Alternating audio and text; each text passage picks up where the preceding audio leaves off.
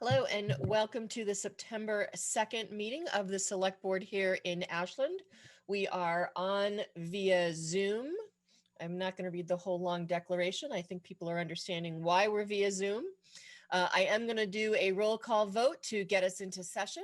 Going to go backwards this time. So Rob Shear. I know I saw you.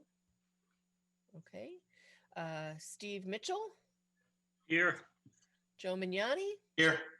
Brandy Kinsman. Here. Okay, I know Rob was here a second ago, so hopefully he'll be, looks like he's trying to connect still. Oh, I see him. Just can't hear him yet. Okay, well, we're going to get started. We have now called our meeting to order. We are going to start with citizens' participation. This is the opportunity for anyone, if they have any questions or concerns that they'd like to share with us. I know we're going to have one or two discussions. I'm not quite sure if we'll open everything up to the public. So this is your opportunity. If you have any questions or concerns, I'm going to start with Cece, who has her hand raised. Go ahead, Cece. Yolanda, it's nice to be here with you. I wanted to first thank the board for approving a grant that I submitted to the Boston Athletic Association program a few years ago that allowed us to put a radio frequency radiation detection meter on loan in the Ashland Public Library. We had our first large-scale U.S. medical conference on wireless radiation out in Santa Cruz, California last fall, and I met a holistic psychiatrist there from Newton, as it turns out. And when we returned to Massachusetts, she and I collaborated on a number of projects, and one of them was to go after a cultural council grant from Newton, whereupon we were given approval to get another radio frequency detection meter to put on loan in the Newton Public Library. And we also received funding to do a program around the award-winning film called Generation Zapped, which we actually pre-screened here in Ashland before it came out publicly. So thank you for the support that you've given on the wireless radiation issue. I wanted to ask if I could be added to a future meeting as a full agenda item to discuss the state of affairs with radio frequency radiation in Massachusetts. I know some of you saw an email that I put out last month saying that there was an opportunity for Ashland or for individual elected public servants to sign on to an amicus brief in a lawsuit that both the Environmental Health Trust and the Children's Health Defense Program were filing against the FCC because the FCC had an opportunity to look at the independent peer-reviewed published scientific literature on wireless radiation that was submitted in an open docket. And they failed to do their responsibility. And once that hit the Federal Register, then the lawsuits began to happen. And so that was, I think, for Ashland, a missed opportunity. There were others in Massachusetts who did sign on to that amicus brief with the National Resource Defense Council. And I would at some point like to hear what the board's reasoning was for not signing on to that, whether you guys are just so swamped with COVID and the environmental justice and everything else that you just didn't get to it, or was there an actual reason why Ashland did not take advantage of that opportunity to try and speak up and protect our community? Beyond that, I would also like to share additional information on updates that have happened in the science since I submitted my application to you several years ago for that grant. And that particularly pertains to what we're doing here in Ashland as we build a new school for the Mendez property, because the scientific literature is very clear that we should not be allowing wireless radiation around our children. And that also goes for any pregnant staff members, babies, fetuses, and any elderly staff members that we may have in Ashland Public Schools as well. So we should look really hard at the best way to safely deliver technology to the children and staff of Ashland Public Schools. And then I also want to be able to give you some additional information about what's happening around the state. The City of Boston's legal team filed a formal comment with the FCC in June, and I just got a document today showing that they are going into a lawsuit with other cities because the FCC appears to be overstepping its bounds with the placement of 5G small cell antennas. So lots that our town should be kept abreast of. And I don't know if you guys get this information from any other channels, but it's critically important. I got a call from a gentleman in Wellesley not too long ago who got laid off because of COVID. He woke up the next day and there was a utility truck right outside his house. And he walked across the street and said, "Hey, what are we doing today?" They said, "Oh, we're preparing to put up a small cell." And that literally meant they're putting a cell tower outside of his home at the curb and the public access way. And all of our towns are vulnerable to this if we don't get ahead of it and make sure that our local bylaws are as strong as they can be to stay within the law, or to go up against the law and say, law or not, this is really harmful to our communities. So there's a lot that's happening around the state, and I would welcome the opportunity to give a true presentation on that so that we are in a good position to keep Ashland strong. Well, Cece, thank you for coming in and giving us that update in response to why we didn't participate. I don't know. I'd have to research that and talk to Michael. I'll have to look at our future agendas. We are, as I'm sure you're aware, there's a lot going on in town right now. We have a big presentation, I know, next at our next agenda. So let me look at what's going on, and then either Susan or I will reach out to you with potential dates to have you come and do a presentation. That sounds super. Thank you so much. You're welcome. Thank you, Cece. All right. The next hand I saw raised was Diane. So go ahead, Diane. You can unmute yourself and, oh, sorry. Oh, do I need to unmute her? Yep. Hold on a second, Diane. Unmute. There you go. Okay. Now you can go. Sorry about that. Oh, no problem. Thank you, Madam Chair, and also to the board for donating another evening of your lives for the betterment of our town. I'm really sorry I can't hang out with you for the whole meeting tonight. But I did want to say I missed my cue at the last opportunity. So I'm a little late to thanking you for a really astonishing win in land court. I know that there's a lot of other stuff going on, but I just can't let that go unmentioned. The other request that I'd like to make is I understand and appreciate very much that there's ongoing work being done to oppose the Eversource pipeline. And I completely understand and respect the decision to meet an executive session to, regarding litigation and strategy. I would only respectfully ask that if possible, and if there's something that can be shared with the public in terms of an update, that would really be wonderful and appreciated, because reading the stuff on the siting board docket is like trying to read Latin. So thank you very much. Okay. Thank you, Diane. And I know that as things come up that we can share, we do ask Michael to do it as part of his report, because it sounds like you're not hanging around. Michael, is there any update you can give real quick or regarding Eversource? Yeah, Let's do that, and then we'll finish up with citizens' participation. Thank you. I can share one thing, is that the normal appeal period for any appeal of the land court decision has passed, and Eversource has not filed. However, there is some special provision that applies to municipal related challenges in land court that does extend that date a little bit, but I have not heard back from Attorney Winter as to whether or not that has expired. It sounds pretty convoluted and a rarity in any case where somebody would use that, but still, there is some exposure there. But yeah, other than that, the trial period has expired, or the appeal period has expired. Thank you, Michael. Okay. Thank you, Diane. Thank you, Yolanda. You're welcome. Okay, I'm now going to go to Deborah G. I'm going to unmute you, Deborah. Put your hand down and you can go ahead. Hi, thank you all. First of all, we used to have to do this when we had a question. Do we need to say our address and our full name? I think if you just give us your full name, that's fine. Deborah Griffin. Great.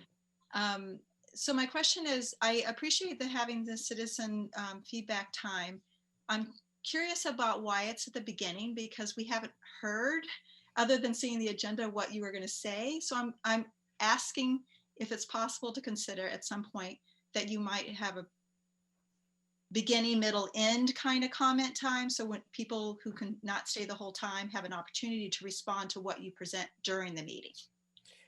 And so what we try to do with citizens participation is, and sometimes people come before us and they have questions not related to the agenda, or they have announcements. So that's also part of citizens participation. And then as we go through the agenda, if there are items that we think people may want to ask questions we will open it up to citizens. It depends on what's being discussed and whether it's just a board decision or if we need input from the community. But we could certainly, if you'd like, look at adding another citizens participation just before board reports, if you have questions then too. That's great. It's something we can look at for our next agenda. Or could we raise a hand if we had a question or a comment during the agenda?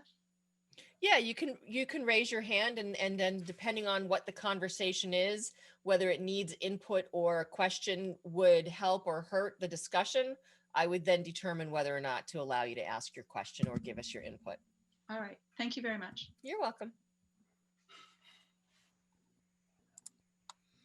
Okay, seeing no other hands raised. Oh, Mark.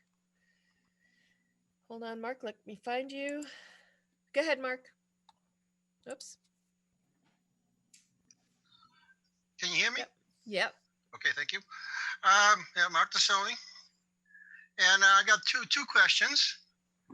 I tried to catch up the last night with the Community Preservation Committee, but they could not come on because they didn't have a quorum. And on their agenda was about Trolley Brook. Is there anything on this agenda about Trolley Brook from them that's going to be talked tonight? No. Okay, thank you. And the good thing, the positive thing is, well, appreciate the town and everybody down at the T Road about the changing the name Memorial Drive in memory of the cancer victims. That came out so good, so beautiful, so positive that we should kind of do more and understand that this town can be going ahead with things that are history. But then again, the one group that was not there that I was kind of surprised was the Ashland citizens group. They didn't show up, but that's here or there. But overall, it was a good attraction thing to do. So I was just saying, good for that. And about Troy Brook, it was just one I went on last night and didn't have a quorum, so they didn't have a meeting. Thank you. Done. You're welcome. Thank you, Mark. Okay. Moving on.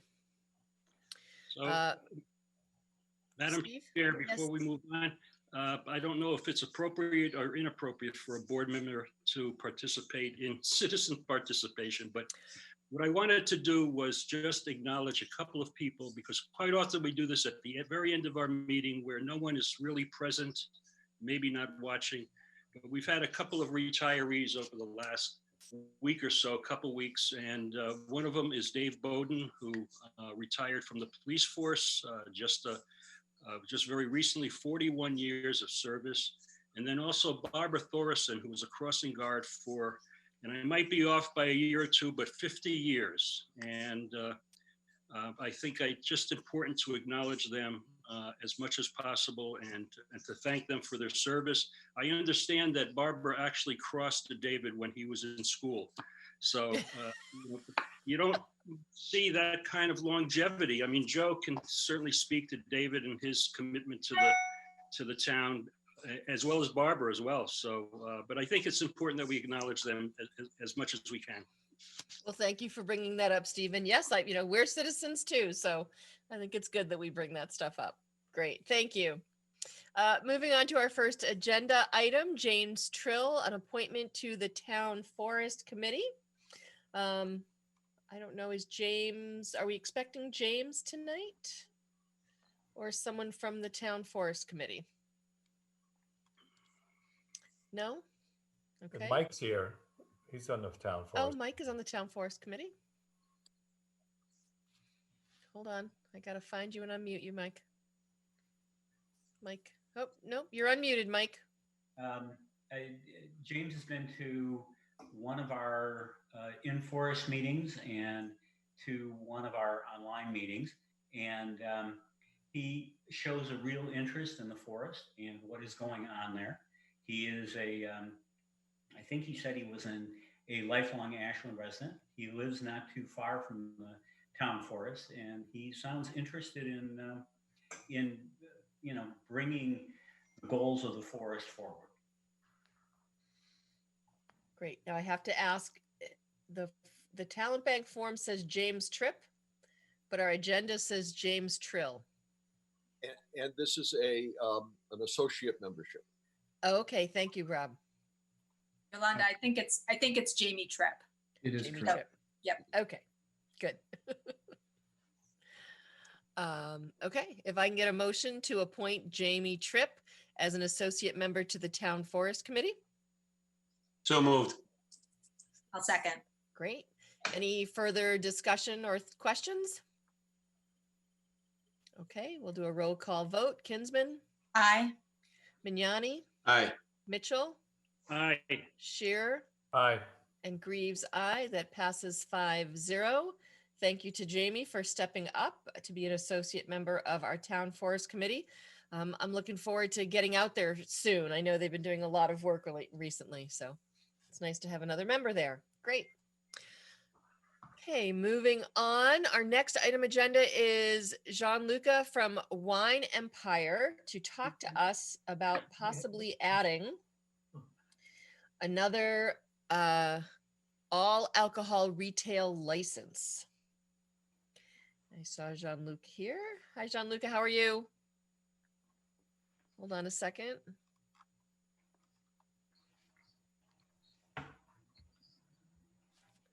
Can you hear me now? Oh, yes, you are unmuted. Go ahead. Yeah. Hi, Yolanda. Good evening, everybody. Coming before us to talk to us about seeing if we can somehow add another all alcohol retail license to town. Why don't you take us through that?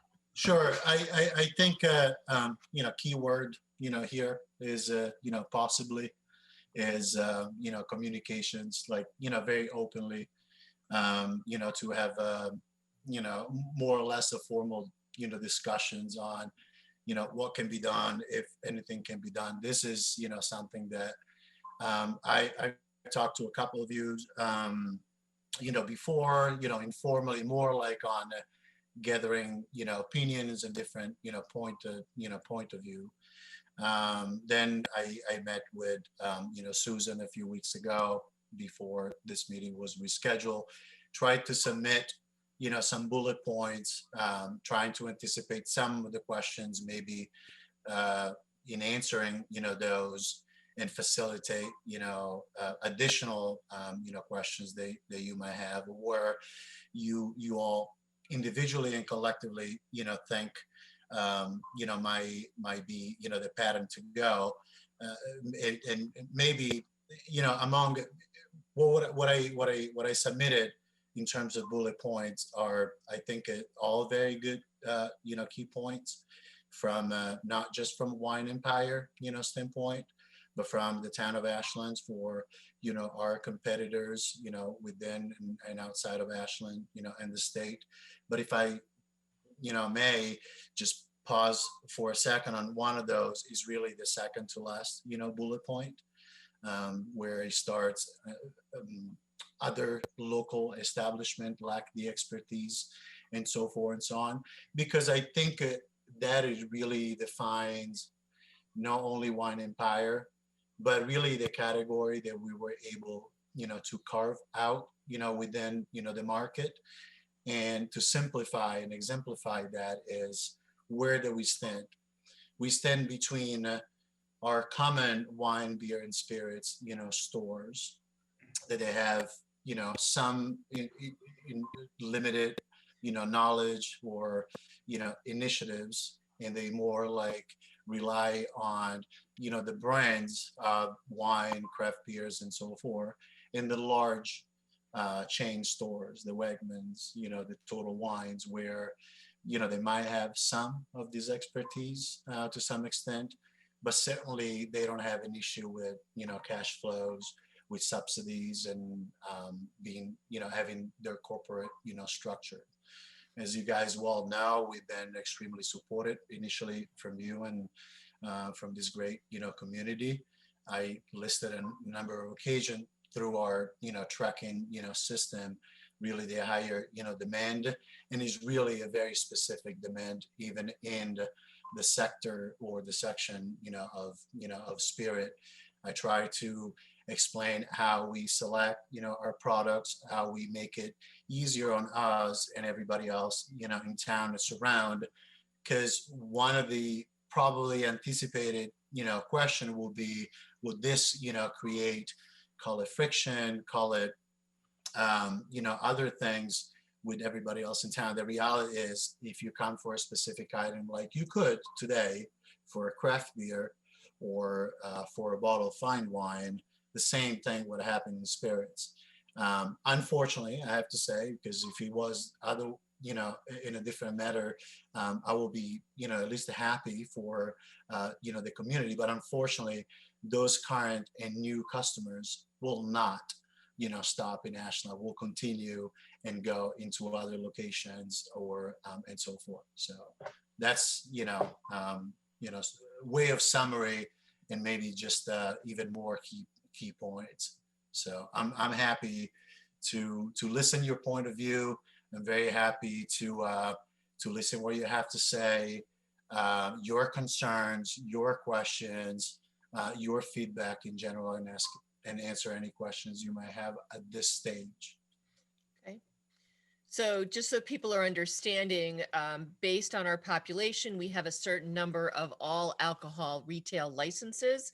Currently, we are at our capacity, and this is a discussion to potentially add an additional one that we would then have to advocate for at the state level. So I'm going to open this up to the board. Steve, why don't you start? Because I know this is something you've talked with Gianluca about. Well, first of all, I'd like to correct the statement you just made. We're beyond our capacity as a town. The Mass General Law calls for one off-premise all alcohol license per 5,000 residents. So right now we've got 4.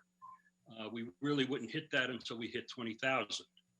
So this would be putting us at, basically over 2 over that limit. So just wanted to correct that. But, I certainly, I appreciate, how competitive this particular, how competitive the alcohol industry is. I mean, given as Gianluca talks about, the big box stores, and I know there was a ballot question that was pulled from this year regarding the increase of licenses for supermarkets. And so I know many supermarkets are trying to expand their alcohol footprint as well. But, I guess my comments are more questions than anything. And, so I'll start with the concept of whether Ashland is underserved or sufficiently served by the existing licenses that we have.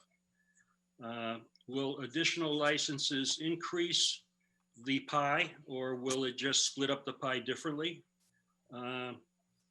We have dealt with saturation in the marketplace before. We did deny a license over on Pond Street several years ago. It was a beer and wine license.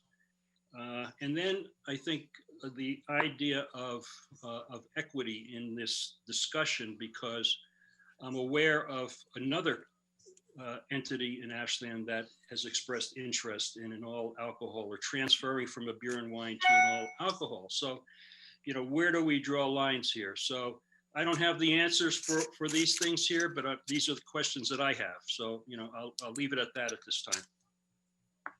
Okay. Other board members' thoughts or ideas on how to move this process, if possibly, or if we want, forward? Brandy? So, hi, Gianluca. I have like questions, mostly because the bullet points that you sent us were great. And it sounds like there's a demand coming from your current clients as well as potential new clients that come in looking for things other than just beer and wine. I know you have a limited space in your store, and I'm thinking about where, how that is going to, are you able to take the second floor of your premises, or, just because there really is limited capacity. So I was curious if you've thought that part of it through, and also, like, approximately how much of your business would you think would be driven by spirits versus beer and wine, because you are really known as sort of a beer and wine specialty. So I was curious about that. Okay. Do we go around, everybody? I'm making notes and respond all together, or why don't you, Steve's questions, I don't know that they were just to you or for all of us to consider. Sure. Yeah, I can make it. Brandy's are specific, so why don't you respond to Brandy's? Yeah. So those are obviously, very good questions. The answer to where, yes, we must have thought about, where, to carve out this physical, space. So the second floor that many of you might have visited, now is on hold. There has to be, first and foremost, an agreement, with my landlord. There is a little bit of, more than a little bit of, back and forth on that.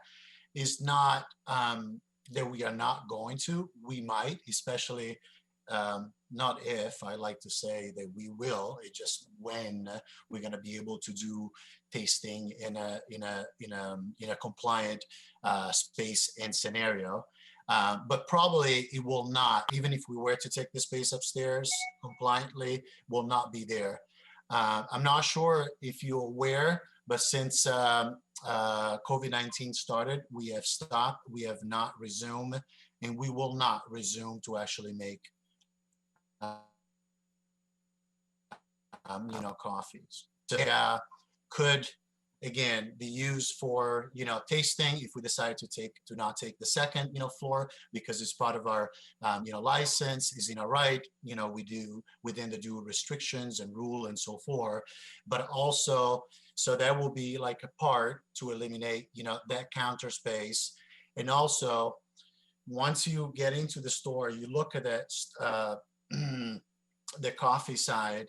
We have a new rack that we put of wines. Those are more special wines to the right, but there is also the window that when you look outside of the store, that will be covered all with shelves, and racks. We might add another one on the left side before the beer cave, as well. But that space is a good question, Brandy, because and hopefully gives you the idea, even that we thought about that. We're not looking really to do volume. So we are a little bit bigger than one of the smallest, fine wine and craft, beers. We will not carry, the typical brands. Everything's going to be super, high end and selected. So in terms of the revenue, obviously is an estimate, because you were asking and wondering how much it could be. It can probably safely be between 25 and 30%. So many people, you are correct, Brandy. They know, us. They know me personally as a, craft beer, as wine, which is clearly also because we have taken certifications and studies in these two fields, in these two sectors that we were given the opportunity to sell products, for. I'm going to make this brief because I don't want to overload you with tons of information. The alcohol world over there is really very much 3, potentially 4 that we sell to because we allow, which is the sake world. I have certifications in all 4, fields. The only one that I cannot exercise, my knowledge is really the spirits. We cannot do, tastings and so forth. Like an example will be in 2 weeks. I'm actually giving an interview. Only 5 stores in Massachusetts have been chosen over Facebook. And Ashland is where Wine Empire is. And we're going to do craft beers and wines. They cannot interview me on, spirits. So hopefully that'll give you an idea. Yeah. Okay, that's helpful. And Yeah. Just one other question, just because, I know that we have 2 other liquor stores that are within a mile of Wine Empire. We have Main Street Wine and we have Clocktown Liquors as well. And so I know you had mentioned that, your goal is not to directly compete with their brands that they are carrying. We want to make sure we're sensitive to their businesses. And so, when you talk about specialty items, you're not talking about like, Grey Goose vodka or Bombay Sapphire gin. You're talking a much higher price point is what I'm assuming. So you're looking at 2 ways. One is certainly, the price point, for sure. But the other one is a spirit based, on products that normally is not. Like, for example, vodka for the most part is made, from potatoes, like tequilas from agave and so forth. So if there are other, products, I'll give you an example because you guys all pretty much know my wife. She's from Brazil. Brazil made from a sugar cane, a very specific spirit that is called cachaça. 2 years ago, when we started making drinks at home, I went to Shays, I went to Laura, Clocktown, I went to Bill. Nobody had that. I had to try not to go to the big store. So I went to the Whole Foods in Framingham, the warehouse that is now closed, and it changed, ownership. So it kind of goes in both, directions. Not necessarily, I can only go to Wine Empire if they sell a vodka, for more than $70, but it's more like the niche is something that people haven't tried or is more productions. And even before, but obviously a lot more now, suppliers and importers, they don't necessarily just import wines or beer if they are from, Belgium and Italy and France, but they order spirits altogether, at which point we have to stop because we don't have the license. So we really develop a lot of these connections for this other special project that and products that go hand in hand with special wines or special beers. Does that make sense? That does. Yeah. Okay, So, thank you. yeah. I appreciate that. It's helpful context. Of So course. thank you. Steve, did you want your questions answered, or are they more just for us to discuss and debate after we've heard from Gianluca? Yeah, for me, Yolanda, I think they're more of kind of the big picture Okay. questions that I think we need to weigh and discuss. I'm assuming that we're not making decisions this evening. That we're going I would think not. We're going to seek more information, more input, and I know it's probably a good time to also refer to the process as well, because I believe this requires a home rule petition, which does require a town meeting vote and then a submission to the legislature for approval. So it certainly is a process. Right. And I'll leave it at that. Okay. Joe and or Rob, who wants to go first? Rob, Joe, go ahead. Go first, or? Sure, go Hey, ahead. Rob. You're laid up in bed. Go ahead. Yeah, so that's what I was going to ask. Steve just answered my question, because I think we as public officials, one of the things we should be, I'm sure we will do, is review the process and what kind of responsibilities we have as public officials in approving or pushing something like this. So I think that's a good point. I would note that if I understand it right, according to our population, we should have 3 retail liquor stores full, and we currently have 4, which I believe, it sounds like there was a special process for Chase, if I understand it correctly, some years ago. Yeah, I don't know the history of when the 4th one got added. I think it's one of those things where it's 1 per 5,000, and probably at some point, once we went over that 5,000, Steve has his hand up. So Steve? This went through the process that we're talking about. The Okay. malt shop. You remember the malt shop that Yes. was on, in the Shaw's Plaza?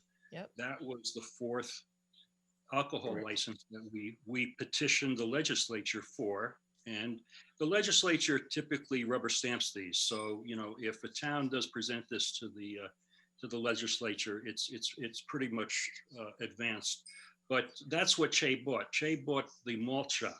That's how he Right. acquired the license. That license. Right. But at some point, but at some point we added a fourth license for malt shop. That was the fourth license. When was that? Do you remember? Oh my God. God, it was before my tenure, but it Okay. was. Well, that must have been a long time ago. Yeah, Susan would know that, I think, but that was the fourth one. And if you remember, Che was wine and spirit. It was Right. just beer. Right. It was only beer and wine. So you had Sunnyside, Clocktown, and Main Street Wine and Spirits. Those were the three. Malt shop became the fourth, and then Che bought the malt shop business. Right. So could I, just another kind of procedural question, we may not know the answer to this, and Gianluca, you're making a case that you would be a niche provider. You know, we got a number of comments, people worried about their business, basically. And so one of the things I think, is there any way that, and I don't know if there's an answer to this, but if you're making a case that you're a small specialized niche provider in and you're bringing in different customers than the other establishments, I think that's probably your strongest point.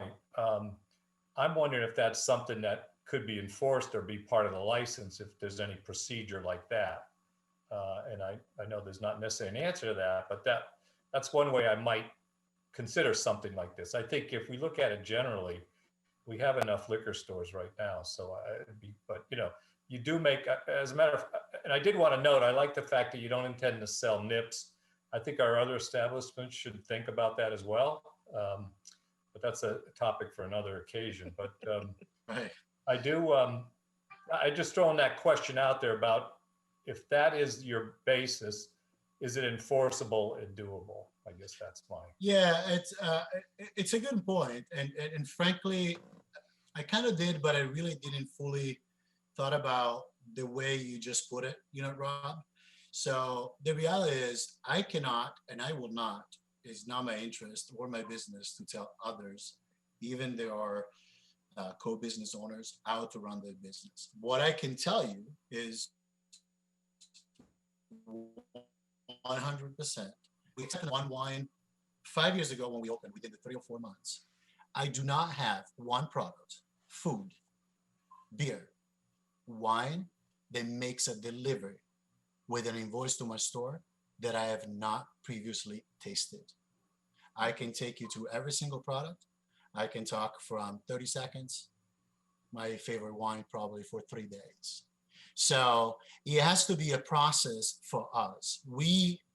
It just simply works, you know, for us. If people comes to us, is because we can talk about that.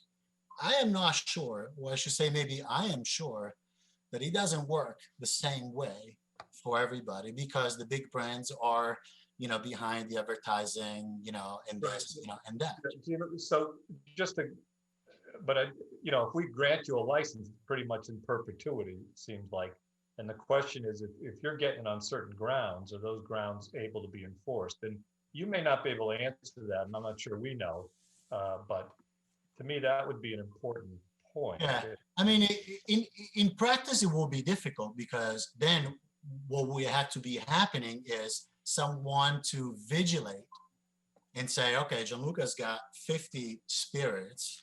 Are we sure that none of those spirits are at, you know, Chase or Clocktown and so forth? That might be difficult. You know, in practice, it's not an interest. It's not what we're doing. At least as this little bit I can tell you, is not what we're doing for beer and wine. You know, other than just a very like handful. I mean, I carry Budweiser, not a fan to Budweiser, because a few customers, you know, buy for their dad or whatnot. But whoever been to our stores knows that 98% is craft, you know, beer, you know, base. If then later on, let's say night shift, everybody knows night shift. It's not that crafty anymore because everybody's got night shift. But we were the first store in the Metro West, you know, to get it. Okay, thank you. Yeah, so I think, Rob, as we move this process forward, that's certainly something we can look at in regards to, just like we put guidelines in regards to their hours and things like that. It's something we can look at as we go through this process. And as Steve said, this is sort of the first step. Joe, anything else you'd like to add? Well, I do have a few questions, Madam Chair. Thank you. Gianluca, thank you for the your bullet point email that we received. It was very helpful. I'd be very cautious for this board to start making lists of things that people can sell and cannot sell. I mean, that's not our purview. That really isn't our purview. And Gianluca, that's not something I really want to do for you or for any of the other 4 establishments. That's not what we do. You know, the ABCC gives us the opportunity to promote licenses that will benefit not only Ashland, but the surrounding communities as well. You are a specialty store, and I appreciate that, and I understand that. You run your business a little bit differently than a standard liquor store, and I appreciate that. You've done your homework. You have gone to training and lessons because that's something that you enjoy doing. And that also is an intriguing part of your business. That's a great sales pitch that you have, that you know your products and this and that. Not saying that the other 4 liquor store licenses don't know their stuff as well. I'd just be very, very careful that this board start making specialized lists that you can sell this, but you can't sell that. And I have a problem with that. I really do. The other thing is, you know, we're saturated in this one area. And there was another location that was across the street from Main Street Wine and Spirits that originally wanted to do not just beer and wine, but they also wanted a full liquor license. And then they backed off. And then they just said they'll do a malt place. That would have been 4 locations within a mile stretch. And to me, that's saturation. I have no problem with competition and things of that nature, because it's free out there. That's what you need to do to keep in business and to be competitive. But at the same token, to have 4 similar licenses, and whether you sell high end or low end, it really doesn't matter what end you sell. It's the product that you're selling. It's a liquor product, and kudos to you that if you work with the folks with the high end wine and beer, that's great. I don't know if there's a real need for another full establishment. That's my thought. But we'll discuss this further. And again, we're not even close to 25,000 people. We have 17. That's another 8,000 people that we need to have in town. And I don't know if even with complete build up, we'll get 25,000 people in town here, unless you start building high rises to the point where you have 300 or 400 apartment units and in one building. But I appreciate your request, and I understand what you're trying to do. I just don't know if it's something that's going to be fathomable for this town to do. That's my opinion, but we can discuss that further, I'm sure. So that's all, Madam Chair. I appreciate the feedback, Joe, very much. So I think, Gianluca, we're not ready to make any real decision tonight as to whether or not we want to support this with you. I think we have to do a little more research in regards to the process, and if we feel at this point we could support a 5th all alcohol retail store. So I will be talking to our board members, and we'll get back to you as to timing and what the next steps might be. Sure, that makes sense. And that's all I really wanted to get, in front of you. As I said, I very much value your time, just, listening and the conversation, the feedback. If it's something that we are open to do, that's great. The process, I'm sure one way or the other can be figured out. I'm going to try to find out more information myself. I know for a fact this is exactly what happened in Augustin with another independent, store. Okay. I've heard in Westboro, but just rumors. I'm obviously available to answer any questions that might, pop up. in your, in your future discussions. And thank you. Okay, thank you. I mean, I do know that when you came before us to get your original license for, malt beer and wine, and you told us what you were going to do, and you have done that. You are did certainly it. a unique store with your beer cave and your foods. And I know there was questions then, do we really need another beer and wine store? And I think you've proven to us and to the community that you are unique in what you do. But this is a little bit larger step. So let us think about it and talk about Absolutely. it, and we'll be back in touch. Sounds good. Great. Thank Everyone you. keep safe and thanks again. You Thanks, too. Take Bye care. now. Bye. These are sometimes the tough decisions, you see someone who's doing a good job and you want to support them. It's figuring out if it's the right thing for everybody. Okay, moving on. It says future appointments to the Historical Commission. We have a number of people who have applied to be on our Historical Commission. And my first thing is to thank all of you who have applied. And I know that most of you have been spoken to by someone from the Select Board. For the Select Board, we have a list of all the people who have applied and their talent bank forms. We've been able to share, I've shared some of the information that was gathered. Hopefully you were able to look at that and have at least a little bit of work beforehand.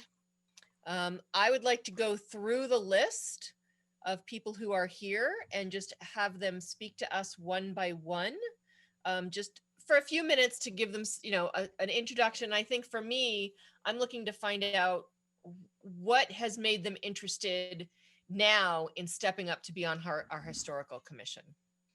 Does that make sense to everybody? Select Yes. Board? Yes? Great. So I'm just going to go down the list that we've been provided.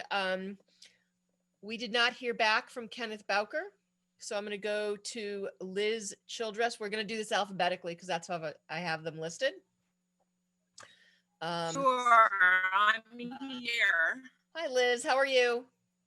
How is I'm great. How are you? Good. Your internet's a little flaky right now, but I know most of you.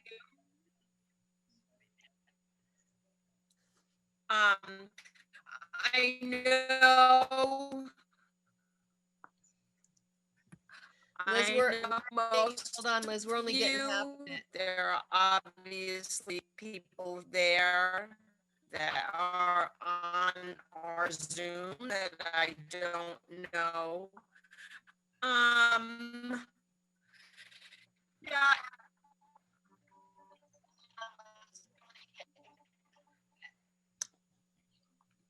You know what, Liz? I'm going to ask you to hang up. All right. Is that better? I mean, it's there you go. probably my lack of internet connection here. That would do it. Tell everyone else in the house to get off. And is that any better, Yolanda? You're still breaking up. Liz, I'm going to ask you to hang up from the Zoom. And then we'll let you back in and maybe that'll improve it. And I'm going to go on to our next person. Okay. Hang up. Is that better? It's a little bit, but it's still tough. So hang up and then come back on and we'll come back to you. There, she's gone. Okay. Karen Coleman. Steve, was Karen going to be here? Karen, looks like Karen is on the. There she is. Hey, Karen. Hi. So Karen, if you could just, give us a 2-minute spiel or 1-minute spiel as to why you've decided to run for the apply for the Historical Commission now. I've had many years of experience with historical buildings as I served as a parish priest in the greater Boston area, and they're all historical buildings. So I currently work as at Boston University, but my previous assignment was in Somerville with a historical building. So had lots of experience with the Somerville Historical Commission and the their city board in terms of the work. So I understand the ins and outs. I understand what is involved in terms of state regulations and what is involved in terms of city regulations for historical properties. Great. Okay. Thank you for sharing that. Tom D. Almeida could not be with us. I did have a conversation to talk with him. And, you know, he's been in town for a long time. He feels strongly about maintaining our history. And certainly with everything that happened with the Hall House, that was his reason for applying right now. Next, Kelly Flannery. I know I saw Kelly. I thought, there she is. Let's unmute Kelly. Are you unmuting people, Susan, or should I? There we go. Nope. There we go. Kelly, you are now unmuted. Go ahead. Hi. So I'm not originally from Ashland, but my husband and my husband's family is. And so when my family comes here to visit, you know, we always talk about all the history that is here, and there's a lot. So I just want to get into it more and be able to show everybody what Ashland has. Great. Okay. Thank you. This is the fun part, like people excited to do stuff. Great. Jim Hanna was next. He was also not available to be able with us via Zoom. He doesn't have a computer, can do that. I had an opportunity to speak with him. Again, he's been in Ashland for a long time, really interested in history, likes the idea of having a mix of people on the board, on the committee who have been here for a while, who know the history as well as new people. Next is Nathaniel John. Rob, did you connect with him or? No, I wasn't, as you know, through kind of a mix-up, I didn't call him until early this afternoon, and he hasn't responded. Now, I understand there's a note on, I don't know, it sounds like Susan talked to him and that he is definitely interested. I don't know much about him other than anything other than the form, but he seems very well qualified. Okay. Okay. Next is Julie. Oh, Julie Marcus, we had no response. Jim Nielsen. Did anyone get to connect? I don't see Jim here. Okay. I did talk to Jim. I had a great conversation with Jim as well as with Karen earlier. You know, Jim is, you've seen his talent bank form. He's in actually the title business and is an avid, according to his description, an avid historian. And so, you know, just based on my conversation, I thought he would be, you know, really good fit for the committee. Okay, great. Thank you. Next is Jenny Parratore. And I believe I saw Jenny on or not. Do we know if she was coming, Steve? I think I saw Jen. She's here. Yep. Unmuted. She's muted right now. There you go. Okay, unmute. Come on. There we go. Jenny. Hey, how are you? Good, thanks. How are you? I'm excellent. Thanks for having me. So I have a quick spiel. Okay. I just recently opened my residential real estate firm here. I live on Corderville Road with my husband in an old house. We have a very old house here on Corderville, and I've always been a history buff. I love paperwork, and I've been chomping at the bit to get involved in our town in some capacity. And when I saw the call for historical commission, I knew that this was exactly what I wanted. I used to work in general contracting. I was a project manager for a large firm out of Newton, and we did a lot of historical building renovations throughout Boston. These were major projects, and we were very conscious of keeping historical buildings without sacrificing bringing things into the modern era at the same time. So there's that fine balance between not being too stuck in the past and, you know, wanting to preserve our rich history here in Ashland as well. Great. Okay. Thank you very much. I'm glad to hear your excitement. The next person on our list was Arjun Prefa. Brandy did have the opportunity to speak with him. He is a student, so we appreciate his enthusiasm, but we will be removing him from our list. He did say that if when the commission gets up and running, if there's specific tasks that he can assist with, he would love to sit in on meetings and help with those types of things. He's looking for community service hours through the high school, so the enthusiasm is great. Good. Glad to hear it. Next, Anthony Rabasco. Rob, did you get a chance to connect with him or not? I know it was late. You just muted yourself. Yeah, I called around 1 o'clock and he hasn't returned my call. Okay. Next is Joanne Sorensen. Steve? Or Yeah, actually, it's Joanne? It's Joanna. And, Joanna.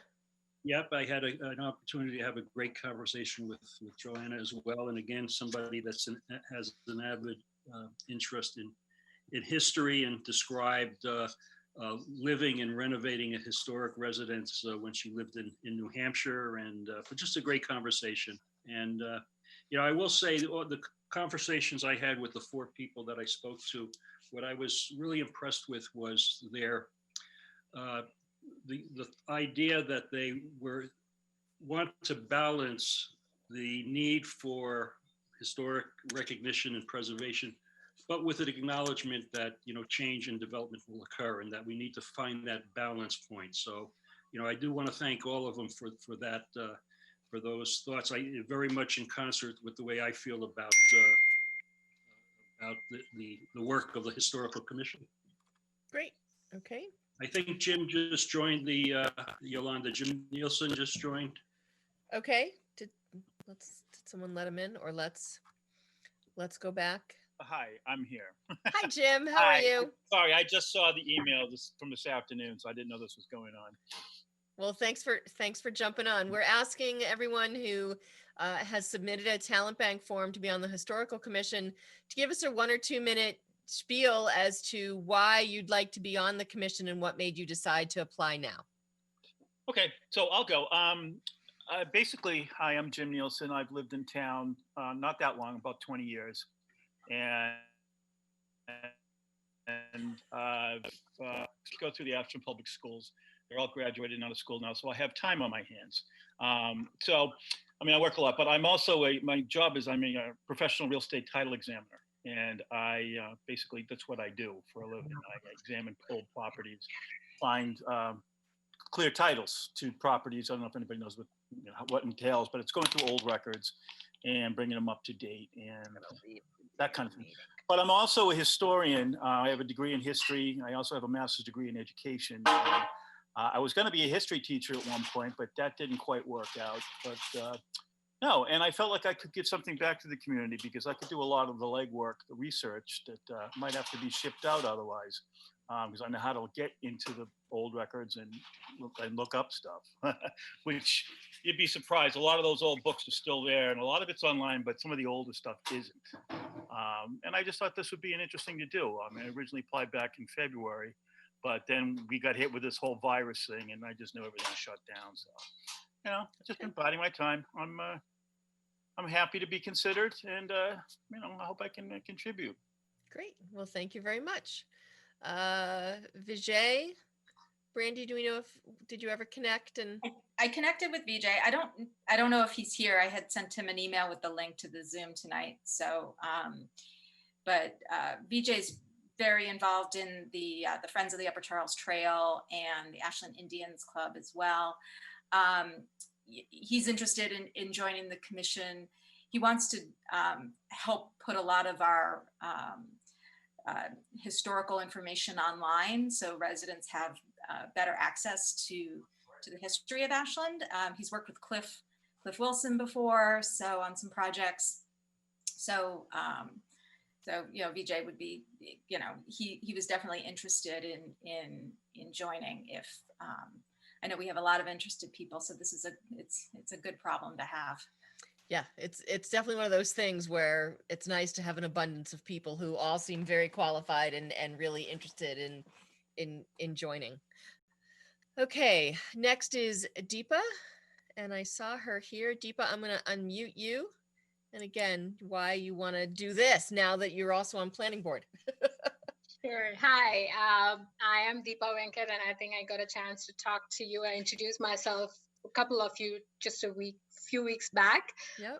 My background is in design, and I had an opportunity actually through my professional life to work in a firm which did historical preservation projects, and it kind of took me on a very different. Typically, young designers don't really enjoy that, and it was very interesting to sit with a group of people who had so much passion to history and kind of where all things came from. And I got to work on some couple of very cool projects that I also have an interest in doing research. So I think that added to the fact that I enjoyed this process of working on historical project. I worked on a couple of National Park Service project as well. And there's so much passion in the team that really works on historical commission projects versus just any designer out there.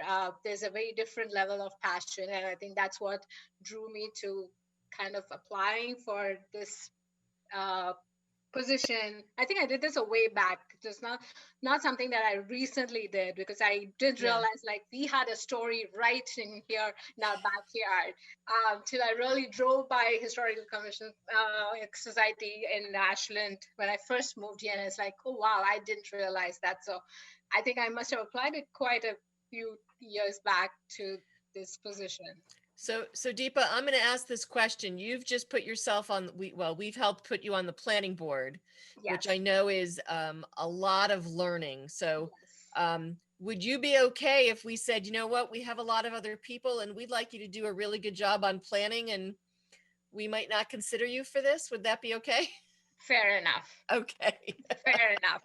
I would not blame you. I was okay, good. Andy, my Monday, Tuesday, Thursdays seem to be booked on a regular basis. So I have to figure out really how to put in another committee meeting. So I would not have any disappointments. I'll find time for it some other time, definitely. Okay. We appreciate the fact that you're even considering joining the Historical Commission based on all the things that are on your plate right now, Deepa. And I know you had also mentioned that you had commitments on Tuesday, and I know that according to our website, the commission, at least in its previous form, used to meet on Tuesday nights once a month. So yeah, that's also a consideration for your schedule as well. So I will not give up on the opportunity. I'll probably come chasing you soon.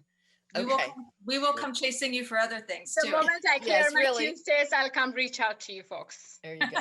Thanks, Deepa. We have one more, Dana Wright, and I saw Dana here. Yes, I'm here. Okay. Hello, everyone. My name is Dana Wright. I've lived in Ashland for about 29 years.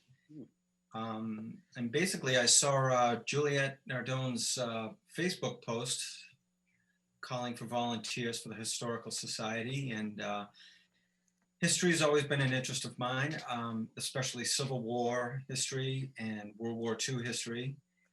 And as far as skills, I'm not quite sure if I have any skills that apply directly to the Historical Commission beyond an avid interest in it. But I've lived in Ashland a long time, and sounds like it would be a very rewarding thing to take part in. Great. Well, thank you. So I saw Liz come on, and then I think she dropped back off again. So Joe, why don't you tell us about your conversation with Liz, because I'm not seeing her back on to give her own spiel. Thank you. Yep. I had a great conversation with Liz. She's a longtime resident in Ashland. Her children went to the school systems here. She's always been interested in the history of the town. She's been a very active volunteer on several other groups, always willing to give the most that she has to any committee.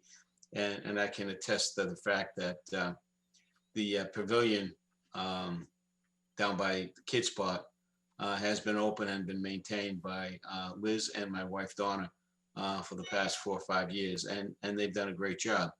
But Liz loves walking around town. She loves, you know, seeing different things. She loves the opportunity to give back to the community. And part of it is the historical aspect of it. She's a teacher herself, and she's always been interested in the history aspect of any community that she's either grew up in. She grew up in New York, and now residing in Massachusetts, and the history of the entire area. So that would be, I'm sure that's be one of the things she would point out.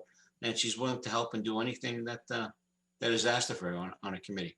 So I think she'd be a good all-around member of the committee. Okay. So to do this, the first question I have for the board is, right now, 2 of our select board members are part of this commission. My recommendation is that because we have so many candidates, that we select 7 members from this list of candidates. And then as they get started, either one or some of us can then help them set their committee up and select a chair and a vice chair and help them move their the committee forward. So first of all, what do we think about that we select 7 members? Steve? I think that's a good idea. I'm sorry, Madam Okay. Chair. I didn't mean to No, it's step in okay. on, but I think that's a great idea. Okay. If need be, I mean, if they've been interested, I don't know if Steve wants to stay on as a full-time member. Both of us could be associates if need be. Or liaison. Or liaison. For select board Or to the, liaison. yeah. Steve? Yeah, so Joe, that's a good point. I mean, as far, and I spoke to this with all of the folks that I talked to and explained why you and I were on the commission and the need for a quorum at a particular point in time, and that currently we're the only 2 active members. And I'm not going to speak for you, but, I'm anxious to remove myself from the historical commission, because it's really not my expertise or forte. We just did it because we needed to do it. I think we should select 7 members tonight. I think we should give them the resources in terms of how we conduct a meeting, open meeting law requirements, agenda settings, and so on. But I think we also need to avail ourselves of resources that are available from the Mass Historical Commission. We did send out a summary sheet to all the applicants as well, but they have a program that will actually have somebody that knows this stuff come out. When I say come out, do a Zoom meeting to really kind of explain what a local historical commission does and the opportunities that are available to really be proactive as a commission and get engaged in a lot of good community projects. I would agree with that, Steve. And additionally, I would just like to tell Jim that you and I have something very much in common. I actually went to school to become a history teacher. And that didn't turn out too well. Well, it turned out great for me. I became a police officer and had a 34-year career. But there were just too many teachers at the time that were looking for jobs that didn't have jobs. So you were probably in that same category that there was a glut of teachers and we were just shut out at that time. So that's where we Madam were. Chair, can I just ask a question? So I feel bad that I wasn't able to get in touch or didn't give Nathaniel John and Mr. Rabasco a chance to talk to me and then come on. Do we know, Susan, if they knew about this meeting and did they confirm or said they couldn't make it? Or so I tried to reach out to everybody a couple of times prior to the list going to you guys, and then I did reach out to everybody with a link to the meeting because I didn't know who got in touch with whom. But I reached out to everybody on several occasions, but was unsuccessful, as I indicated on some of the sheets when I sent them out to you guys. yeah, but at least Nathaniel John confirmed to you that he's interested, right? Correct. And Anthony Rabasco, do you know what he said? Or I don't have that information in front of me, Rob. It's back in the office. I'm not sure what I sent out. I could look back in my email. I guess the only thing I would say is I feel a little hesitant because we haven't heard from everybody who's interested. Well, that was going to then be my question is, do we want to wait to make the appointment until you can connect with them? And we wouldn't ask everybody to come back to our next meeting, but we would then have to do a vote. And what my suggestion was going to be is everyone list their 7 people. And I was going to take a tally of that. And then whoever got, however, the most votes would be the 7 people that got appointed. I think it does make sense to maybe wait. Hold on, Steve. I think it might make sense to wait until we've heard back or you've had an opportunity to connect to those people. And then we just follow this up on our meeting, our appointment on our meeting on the 16th. Yeah, Steve? well, there are other people that weren't able to be here, right? Like Tom and. Right. So if people weren't able to be here, I mean, I know when I spoke to the to the couple of people that I spoke to, I said, if you can't be here, I would speak on their behalf. So certainly if we come back on the 16th, the people who didn't get to speak today could speak on the 16th. Steve, you I would caution the chair about promoting, in essence, a secret ballot. So, No, it wasn't going to be a secret ballot. Yeah. Okay. So I was going to ask each of you. Let me finish. It would really need to be something we would need to do publicly, individually at our next meeting. Here's our 7 people. Right. And, that's right. Fine. Okay. That's what I was going to say is each of you would say out loud who your 7 people are. And I would just keep a tally of who you pick. Fair and enough. Then at the end of that, I'd be able to see who got the most votes, quote unquote. But no, it was not going to be a secret ballot. Don't worry. Just another question, Madam Chair. Yes. Are we thinking about associate members and our alternate placements? One of the things maybe we could do, and I haven't kept account of how many viable candidates we have at the moment, but presuming there's more than 7 that we end up with, are we going to be appointing associate members and are saying, or have a list of other openings? Because a lot of these people put other committees down and saying, how would you like to be on this instead? We can appoint you to that and kind of kill 2 birds with 1 stone. Right. My concern of making the committee larger than 7, even with associate members, is then to, even though they've typically met on a Tuesday, it might make sense to move it for them. That you make a committee too large, and 1, you then don't have quorum, and 2, trying to get everyone to a meeting can be tough.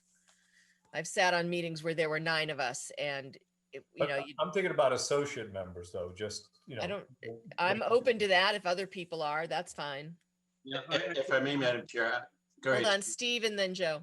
Yeah, I was just going to mention our committee handbook is very clear about supporting associate members. So certainly not out of bounds by any means.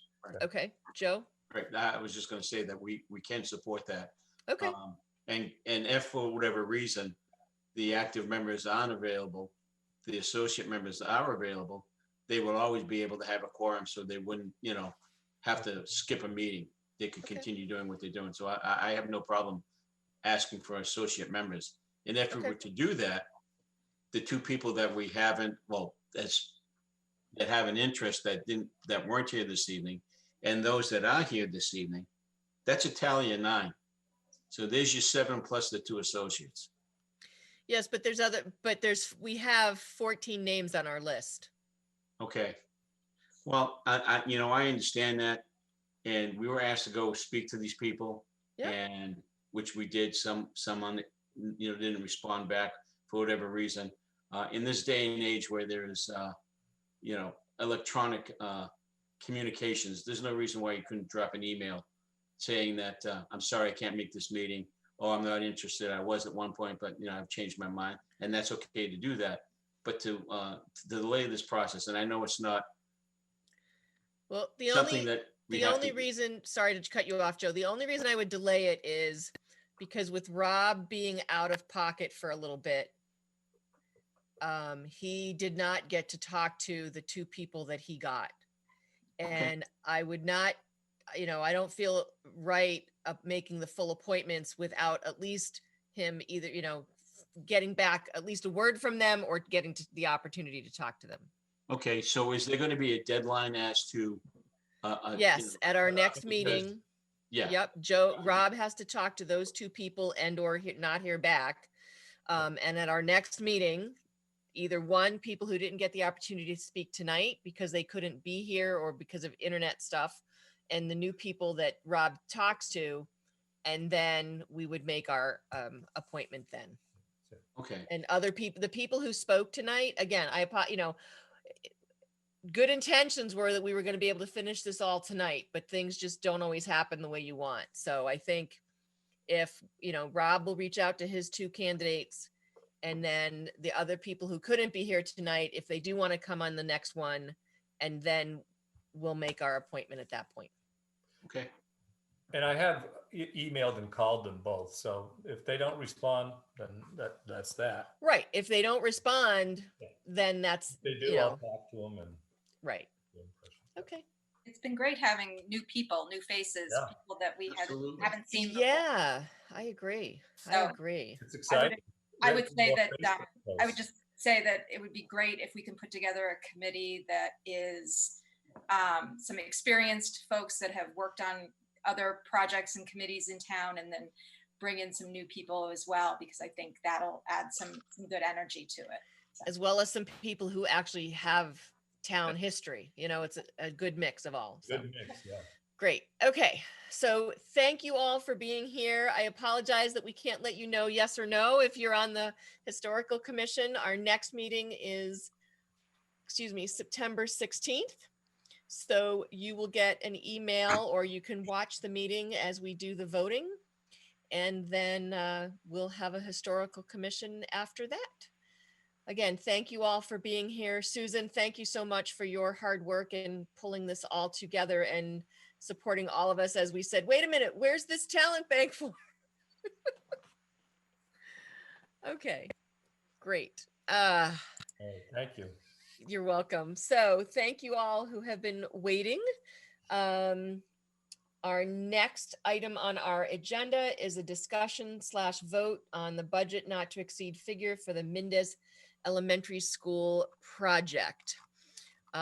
We were in our packet, there's some information based on our tri-board meeting. I did see Paul Kendall, who is the chair of the Mendez Feasibility Study Committee. He's on as well. Claudia Bennett, who is the principal at the current Mendez School, is here. Hold on, I'm just scrolling through my packet to get to that portion of my packet. So we had the tri-board meeting. There was a very good discussion about the dollar amount as well as the project. We did get one question via email about the phasing of the project. And the question was, did the budget amount of the 84 million cover all parts of the project? And it does. The phasing that was shown is just a construction phasing.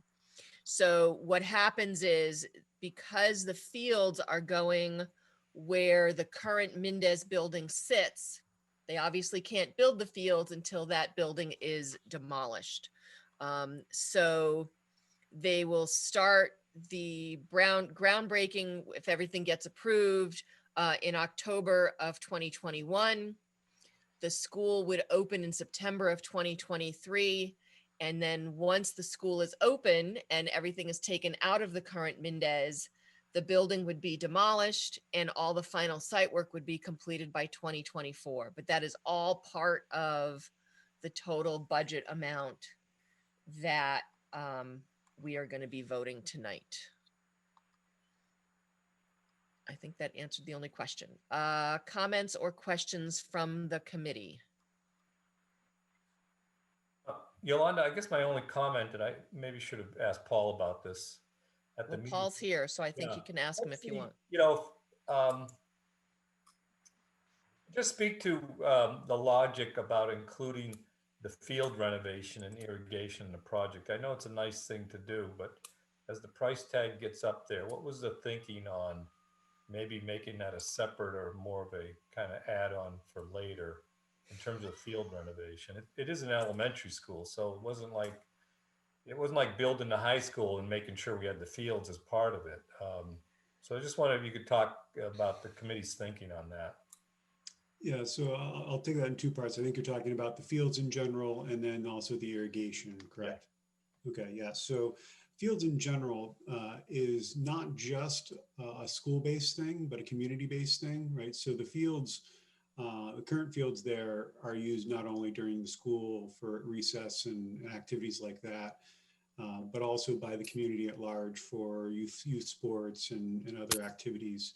So if we were to build behind the current school and not replace the fields and replicate them, I think that would have a significant impact on the youth sports throughout town. So I think that would be a very, a big negative for us. We already are stretched on fields. So going lower than our current capacity throughout the town would I think not be a prudent choice. And then relative to irrigation, Michael can also speak to this, that it's really hard to maintain the fields without the irrigation, and particularly when you're starting new fields, right? So these will take at least one season to seed and get going. And if we have tough times there, whether it be droughts or whatever, it would be really difficult for them to even get going without that. But even just after that, the maintenance of it, making sure we have, if we're putting this investment in the fields, because the site work on this, we have over 16 acres we're touching here, and so that's a fair investment in the site work here. So the irrigation system would be a good investment to make sure we're realizing all that. Paul, what's the price tag? Do you have an idea? What's the add-on because of that? For the irrigation? Well, all the fields and the irrigation. We don't have I don't think these separate. I can look in the estimate. It might be in the estimates that the overall site work is over $12 million. But the site that's work, everything. Okay. That's everything. That's the retaining walls. That's some of the geothermal stuff. So, I mean, I suppose you could make the case that this is fairly minor addition to a very large project, I suppose. I would also add, Rob, that by doing it as part of the project, a percentage of it does get reimbursed. Good Whereas point. if we do it completely separate, there is no reimbursement. Plus, if you're, and to Paul's point, it's part of the whole package, right? We're creating a place, not only just the school, but the fields that the community uses. And this whole building, the conversation that has been had as it's been developed is that it's not just a school, but it's a community resource. And those fields are community resources. And Madam Chair, if I may add an additional fact with respect to that, and I appreciate Paul's comments with that. That was one of the questions that I had asked several weeks ago about the irrigation, because the history of the town maintaining fields has not been, right up there on the scale of 1 to 10. I mean, it's been, not that great. So to have the irrigation helps keep the fields in pristine conditions so that the kids can use the fields and so they don't get hurt. And, you think the fields can get shut down if they're not in a good manner to be able to be played upon. And, we don't want history to repeat itself. We've already had that already. And I'm sure Claudia will agree that we've had this issue before. And it costs the town dearly with respect to that. So to combine this with this one project and get some of that money reimbursed back to the town, I think it's a great way to go. It's the right way to go. It's prudent. So thank you. Just if I may, Joe, just to clarify, the MSBA does cap site costs at 8% of the construction, the building proper construction costs. So, and the goal of the MSBA for that is to have parity for both rural and urban projects. So essentially you get much outside of the building footprint and you're probably already exceeding that 8% cap. So I don't want to mislead people to think that there's substantial reimbursement for much of the site work. Much of the site work relative to the fields and all those things, we're not going to be getting reimbursement on that because we've far exceeded that 8%. So roughly, rough numbers, I can pull it up if you want exact. I believe the like I said, the overall site work is a little over 12 million. And I think we're right around 3 million for reimbursable of that. So the bulk of the site work is capped, and the reason the MSBA does that, like I said, they want to have equity between our rural projects that have large expansive sites, as well as the urban that have basically no site work involved in them. So I'd like them to treat us differently and participate more in that, but that's the reason they do that. So I just want to make sure that we're not misleading or misrepresenting how much reimbursement will go into this. Okay, Brandy, and then Steve. So I wanted to ask a follow-up question on the reimbursement, because I know we had talked quite a bit at the tri-board meeting about the reimbursement range that we're expecting from MSBA, and it's looking at between 32 and 35% for the reimbursement. And I know, Paul, you had sent out a link to us following, just to kind of look at recent projects and how the MSBA is how, like, per square footage numbers that are coming in, because as we talked about earlier in the week, there's certain caps and there's certain reimbursements, and because of the square footage and the topography of the land and the acreage, there are things that are driving up the cost of the project. And one of the things that was interesting to me was in the presentation, they had noted that the reimbursable amount for building costs is like 333 square feet is the number that they use.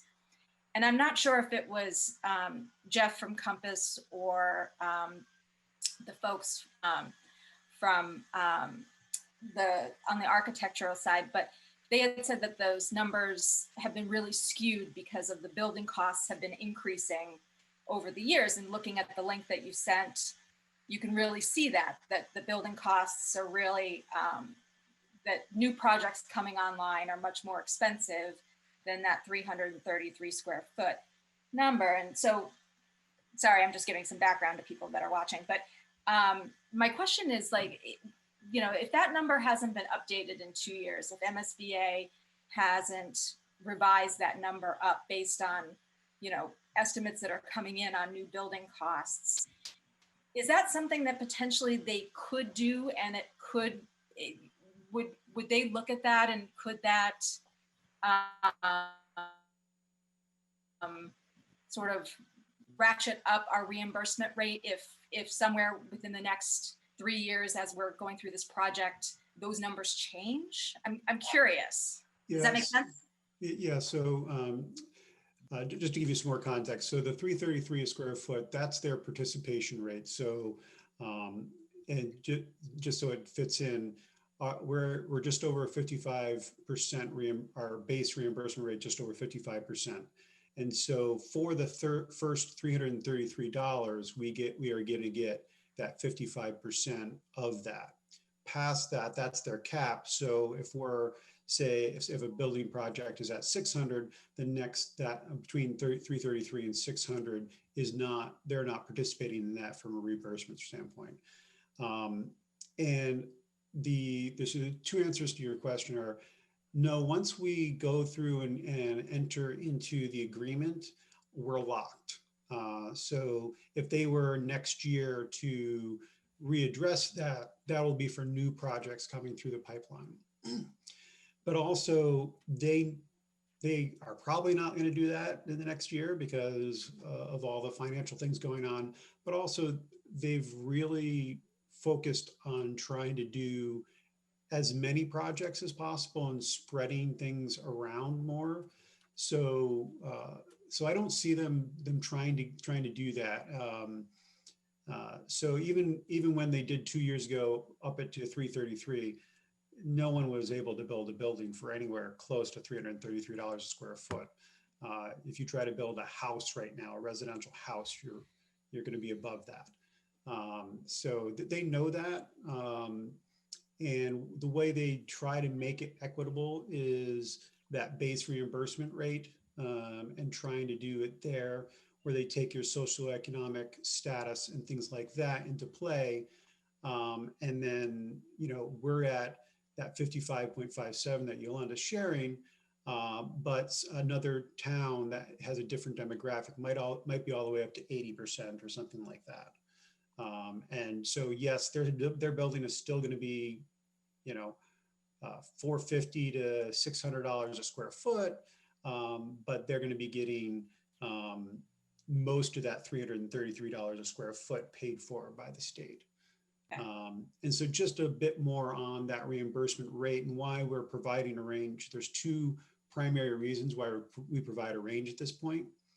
What we do is we submit to the MSBA next week, and then they come back with some of the variables that we are assuming different parts, and they will plug those in, and so they will come back with a definitive maximum grant amount for us based on the parameters of our project. But then we'd still be in a range, because as we move through the project, there are contingencies in the budget and these other different things. There's also value engineering that'll continue to go on throughout the project. And we had a very robust conversation at our meeting on the 25th regarding that. And I'm very confident this group is going to continue to really be very efficient. To Mr. Turncliffe's point, when we had the tri-board, we want to do it right. This is an investment for the next 30 to 50 years. So we don't want to, you know, to steal Mr. Herbert's term, be penny wise, pound foolish, right? So we don't want to just be cheap, but we want to be efficient. And so there's going to be lots of opportunities for value engineering and making decisions that'll help that effective rate go up. Because of these caps, when it's an area that is capped like that and we're beyond it, all of the different decisions we could make to save money are 100% our savings. And so our plan is, you know, the budget, that number that we're talking about is a not to exceed number. It is not what we plan on paying. It is not to exceed budget number. And so we plan to beat that. And, my goal would be to beat it substantially, but and the more we beat it, the higher that rate could be. Okay. Thank you. That's helpful. I you know, going through this, it's I know you guys have been spending so much time on this project, so I know that that you guys have looked at all these numbers in great detail. So I appreciate all the work that you guys have been doing. Thanks. Steve, questions? I actually, no, I wanted to request putting the, you know, sharing the slides, but I texted you instead. So thank you for putting it together. Any other questions from the board? I think it would be good for Paul to quickly run through the summary budget. And okay.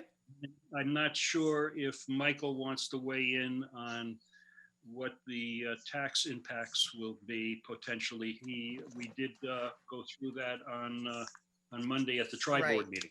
Yeah, I don't know that we have that slide, but Paul, you want to walk us through this budget summary? Yeah, so if I don't know the one you have up here, if that's from the link I updated with the tri-board information. I believe it is. Put those two slides at the end. Oh, okay. So you might have it in there. Okay, I'll look once we go through this. So the slide you have up now, it kind of, you know, there's some buckets in there. So the construction costs are the heart. So the two at the top are what you'll hear us talk about as hard costs. Those are the construction costs. So that site cost of the $12.4 million, that's what I was talking about before. And that number is capped from their participation at 8% of that building construction cost. And that's why it comes out to about $9 million of ineligible reimbursement cost for the site. The fixtures, equipment, and technology, we refer that as the FF&E budget. The way that the MSBA treats that is there's two buckets. There's the furniture and equipment, and then there's the technology, and that's a pure pupil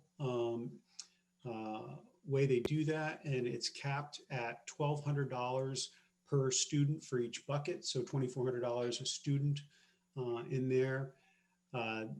They know that you can't equip a building from a furniture perspective for $1,200. They know you can't equip it with technology for $1,200 a student.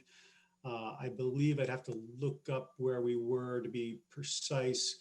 One of them is at $1,700 and the other one's at $1,550 is where we landed.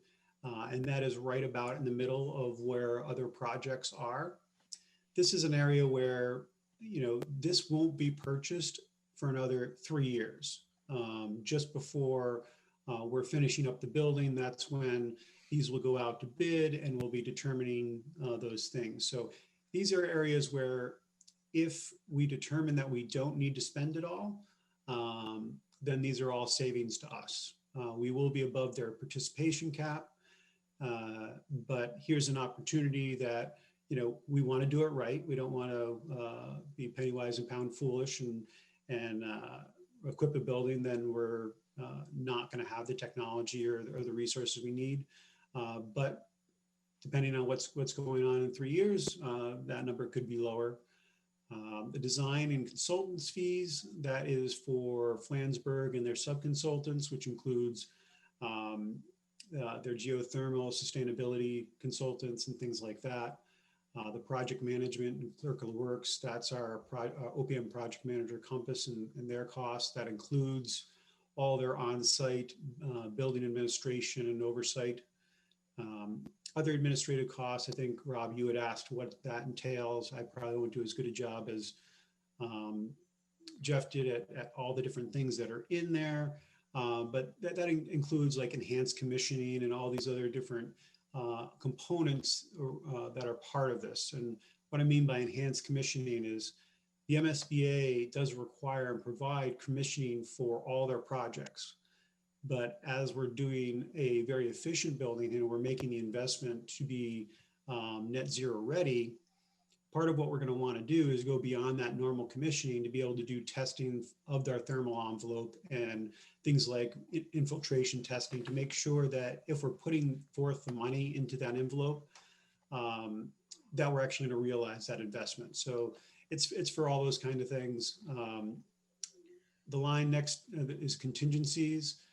So those are the contingencies that depend upon for unforeseen things.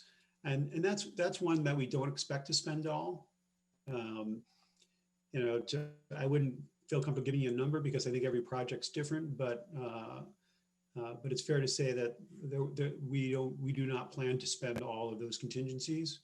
But again, this is a not to exceed number, so it's an all-in thing. We have to make or beat this this budget number, and so those are the contingencies. I think some of the contingencies I believe are about 4.4% or something like that for the construction manager contingency and things like that. The next line is just represents what we're appropriating in the fall because we've already done the total number is inclusive of the $1 million we already approved for the feasibility phase of the project. And so the two numbers there for the budgets are the new appropriation and then the total. And then again, the estimates on what the maximum grant from the state is and the town costs. Just a note on how the reimbursement works. It's roughly 60 plus days in arrears. And the way the process works is we'll get an invoice, we'll pay that invoice, and then we can submit that to the state for reimbursement. And roughly about 45 days later, we will get our reimbursement from the state. So that's been ongoing already through the process we've already done. But what that also means is from a cash flow perspective, and Michael can probably speak a little bit better to our borrowing and how this impacts the taxes. Even though we're approving potentially this year, unlike the purchase of land or anything like that, where we then go and borrow that money, we will only borrow as we need to facilitate the project. And so again, with the reimbursement, the MSBA will cap each bucket, but they don't try to limit or trickle that reimbursement. What I mean by that is, if we had, say for the site costs, if we are eligible for $3 million worth of reimbursement, they're not going to try to stretch that out over the whole project. So for the first 6 million or whatever that we submit, we will be getting that 3 million back on the front end. So most of our grant, the majority of that grant will come in on the earlier side of the project. And what that does is help us, not have to borrow as much as soon as maybe you did 10 years ago when their reimbursement went on a different pace. So that does help our cash flow and allows us to delay some of the borrowing. I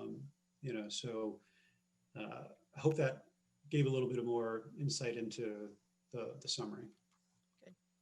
I'm going to look to see if we have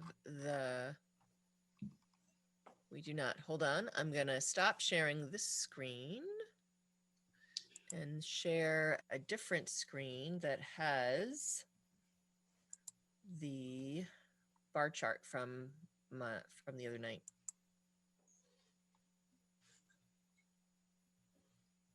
And share. Okay. Michael, I know you're on. If you could talk through, this is then the potential tax impact and when it is going to hit. All right, so thank you, and thanks, Paul, for doing the intro to this.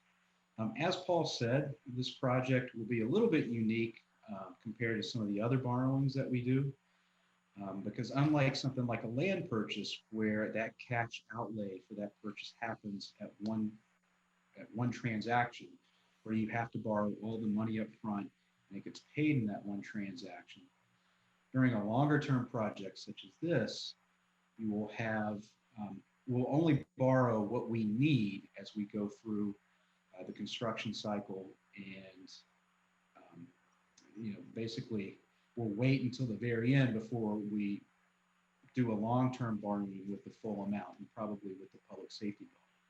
So what's on your screen right now is a purely hypothetical example, but what it's trying to illustrate is how you will not see the tax impact on, let's see, a $56 or $57 million town share hit all at the same time, which would be early next year.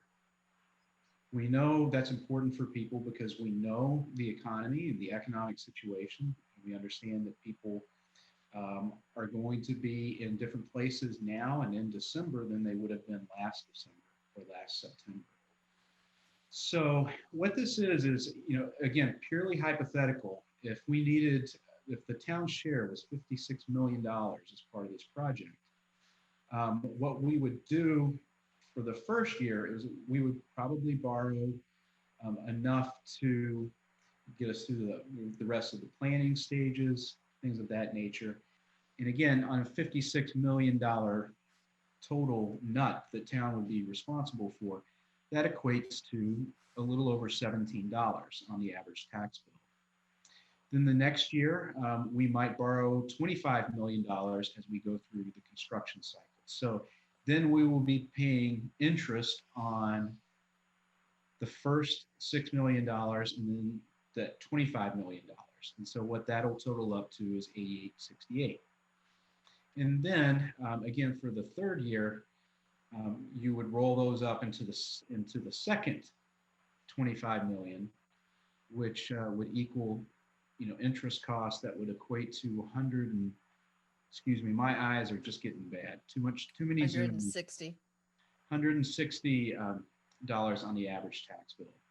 And then at that point, you're going out to borrow for the full amount and doing an amortization over the period of the loan. So, and that's where you hit, something like $437 a year for the average tax bill. But corresponding with that, as you see, we'll have a lot of debt dropping off. The bars in blue represent the current excluded debt that people pay on their average tax bills. So like I said, as you see in FY24, it goes down significantly and then continues to go down in 25 and then 28. So does that hopefully that's, everybody can grab that. Michael, I have one question. 28, is that when the 4 major projects that we've done finally are done?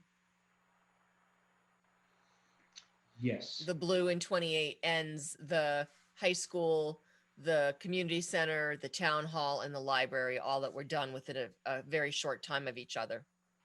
Yeah, there might be some tailings for a couple of those. Okay. But you know what you're seeing there is you're looking at the Valentine property purchase. You're looking Oh, at right. $1 million for the Mendez feasibility study, the $3.5 million for the public safety engineering as well. Okay. Great. Any other questions on this chart? I do have a question, Madam Chair, but it's not about the chart. It had to do with the current roof at the Mendez School. Okay, I'm gonna stop sharing this. Stop sharing. Okay, go ahead, Joe. Paul, I know you discussed this at the tri-board meeting. Has the state come up with some sort of figure as to what they're expecting the town to pay back, because we haven't met the age obligation of the new roof that was put on 8 years ago? Yeah, so Joe, that's a good question. So that's part of what they'll come back with. So they call it cost recovery, and that's what you're talking about. So Right. in 2010, we received $1 million from the state for a roof project at Mendez. Their life expectancy is useful life expectancy is 20 years. We expect to be decommissioning that roughly around the 13 or 14 year mark. So there's going to be a remaining six to 7 years of useful life expectancy on that. It is unclear how they plan to calculate that number. So that's one of those numbers that is part of that range of what the maximum grant is listed as. And so they don't share how they're calculating that. I think they've over the years modified how they're calculating it. Sometimes they prorate it, and the last 6 years are not as valuable as the first 6 years, right? Or sometimes they do straight math where you say, hey, I take the $1 million divided by 20, and I got 6 years left, and that's multiplied by 6, and that's what you get. So we're not sure how they're going to do that, and so there's a couple of components, and that's one of them that we will get back from the state that will tell us what the maximum grant is. Okay, but that's not going to be the figure that we're going to be voting on for tonight. Is that correct? Well, so it doesn't affect the overall project budget. So the not to exceed budget, what it impacts is just the maximum grant. So they'll take the grant and they'll say, okay, I'm not going to give you, if it's $100,000, instead of giving you $27.3 million, I'm going to deduct 100,000, only going to give you 27.2. Got it. Okay, thank you, Paul. Yeah. Any other questions from the board? Seeing none, I would support a motion that the select board approve the schematic design scope of a new construction replacement of the Davis Mendez Elementary School for grades 3 to 5 as presented with a not to exceed total project budget of $84,387,000. So moved. Second? I'll second it. Okay. We have a motion and a second. Any other discussion on this? Again, this is us voting to allow this project to move forward in regards to going to a town meeting vote and election. We will do a roll call vote. Kinsman? Aye. Mignani? Aye. Mitchell? And Shear, aye. I saw Aye. him say yes. Yeah. Aye. And Greaves, aye. That passes 5-0. Paul, thank you for being on. Claudia, thank you for being on. I would say that those of you that are watching, if you have any other further questions about this, make sure you reach out to the Mendez School Building Feasibility Committee group. They will be continuing to move this forward, and we will let you know more as we determine when town meeting will happen and the election. Thanks Thank for you your all. support. Thank Good. you. Thank you, Paul. Thank you. Paul. Thanks, Claudia. Great. Moving on, we are running a little bit late, but I think that discussion was important. I think for people watching, I think it was good. Moving on, we have the Sustainability Committee coming to us to discuss a potential tree bylaw. They have a presentation that I'm going to share, and Matt, I believe you're Excuse speaking. me, Yolanda, would it be possible for you to share my screen so I could use the PowerPoint slides? Yeah, Margie, are you going to do the presentation? I'm hoping to. Okay, yeah, we can have you share. Let me see, hold on.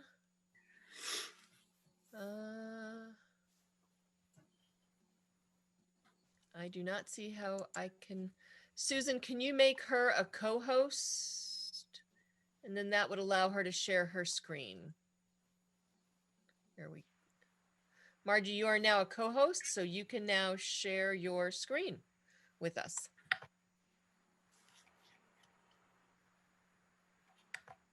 There we go.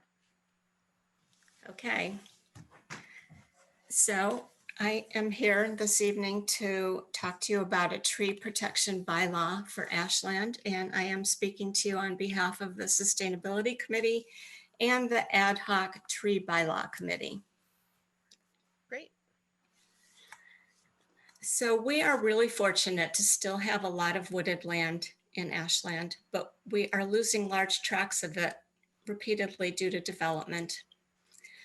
About a year ago, our town voted to support a net zero resolution, which means that we intend to try to reduce or offset our greenhouse gas emissions to net zero by 2040. And trees happen to be a very unique resource and a natural solution for combating climate change. The benefits of trees are multifaceted, and I'm not going to take the time to go into all of the various benefits. What I really would like to focus on is the role of trees in the realm of climate change and net zero. So appropriate placement of trees around buildings can reduce our energy use by controlling wind speed and reducing heat loss, by providing shade and evaporative cooling and lessening the need for air conditioning. Trees regulate stormwater runoff. They absorb excess rainwater and they slow the flow, providing a natural protection against flooding and also topsoil erosion. Trees improve soil fertility and also air and water quality. And if you remember from your schooling many years ago, trees take in carbon dioxide and use it to produce oxygen.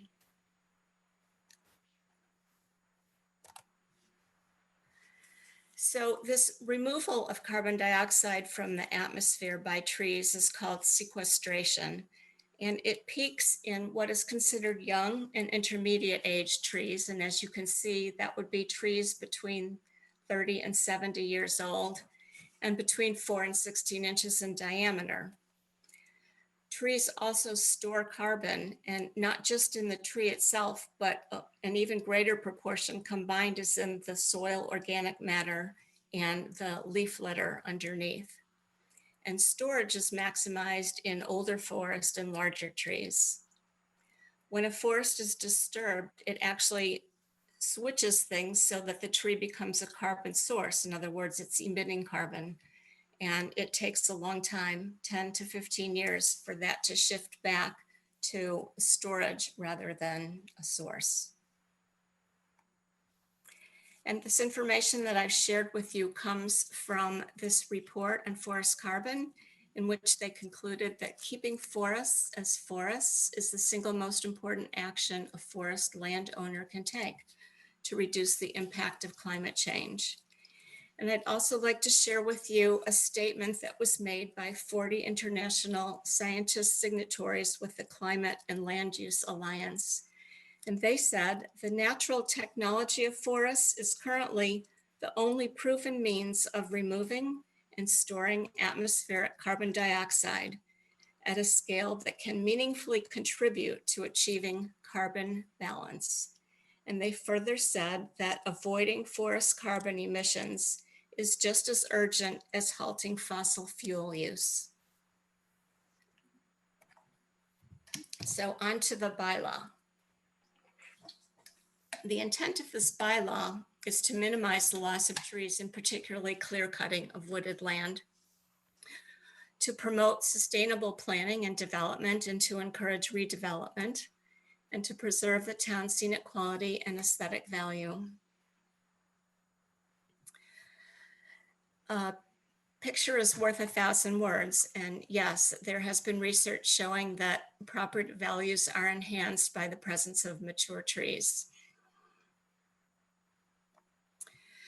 So we have reviewed bylaws and ordinances from other towns and cities as are listed here. And the reason that there's two separate lists is because some of them were less useful to us. For example, Belmont and some others target protection of public shade trees, which are actually already protected under state law. And some, for example, Sherborne, their main aim is to replace trees that have been lost due to disease or things like that. So there are common components to these tree bylaws, and quite often they will designate the qualifications and the duties of the tree warden, and oftentimes also a tree commission, which is formed to assist in the implementation of the bylaw. These laws will lay out when, in what situations the law applies to and when it doesn't apply. It the process usually begins with the applicant providing a tree protection plan that would involve measuring all of the trees that could be affected on the property and submitting that with the plans. It outlines mitigation measures, which are typically the planting of replacement trees or paying into a tree fund. There is usually also protection for trees during demolition and construction, and some measures are identified to ensure compliance. So these people have been working hard on developing a bylaw, or they have been consulted in the process. And I would especially like to acknowledge Matt Marshquist and Florence Seidel for their efforts, both on the bylaw and in preparing this presentation tonight. So our group has agreed upon common goals, and according to town council, this bylaw should be a zoning bylaw and not a general bylaw. It is to apply to development projects that appear before the planning board seeking one of these 4 permits. And it would not apply to individual homeowners that would be working on property that they own. We also agreed upon mitigation measures, that is the replacement of trees that are removed or paying into a tree fund, to protect trees and their roots during demolition and construction, which is equally as important. At our last meeting, we agreed to define a significant tree that would be one that is protected as being at least 6 inches in diameter at breast height, which is measured 4.5 feet from the ground and typically called DBH. And we have identified the following exemptions: trees in the cemetery, work done by Eversource, trees that need to be removed because of emergencies or hazardous conditions, and trees that are under the jurisdiction of the Conservation Commission or the stewards of Warren Woods and the town forest. Where we've been stuck is determining what the fee structure and the amount of fees should look like. Now, other towns will usually assign a cost per inch of DBH that has been removed. Occasionally, a town will actually just say that the tree warden of the select board will designate what the costs are. And there are some other considerations that we've begun to discuss and could think about more, such as incentives and disincentives, perhaps the total amount of property, and other measures that might be taken to mitigate some of the effects from tree loss. So what we're hoping to get from you all tonight is confirmation of our stated goals and some guidance on developing these fees and some guidance on the process and timing. And that's the end of my presentation. Great, thank you, thank you for that. Why don't you go ahead and stop sharing? And I'm gonna open this up. How do I do that? Oops. Somewhere at the top, it should say stop sharing. I'm working on it. Okay, I'm gonna stop your sharing. Thank you. You're welcome. Fun with technology. Yeah. First of all, thank you to you and the rest of your subcommittee for the work. I know you've been having discussions about the tree bylaw, and one of the reasons you were invited to come before us today is that we were presented with some questions in regards to your process, what you're moving forward with, and as you said, you know, state, do we support your stated goals, and what is the guidance moving forward? I know for myself, there was discussion that, do we need to have a separate bylaw, or is this something that we can put either into our planning board can have in their regulations? So I'm going to open it up to the board first and get their feedback based on this presentation, as well as information we received directly from Rob St. Germain. Who would like to go first? Steve? Yeah, thank you, Margie, for the really thorough presentation. Appreciate that. And thank you, Florence. I know, knowing you, Florence, you put a ton of work into this, so thank you as well.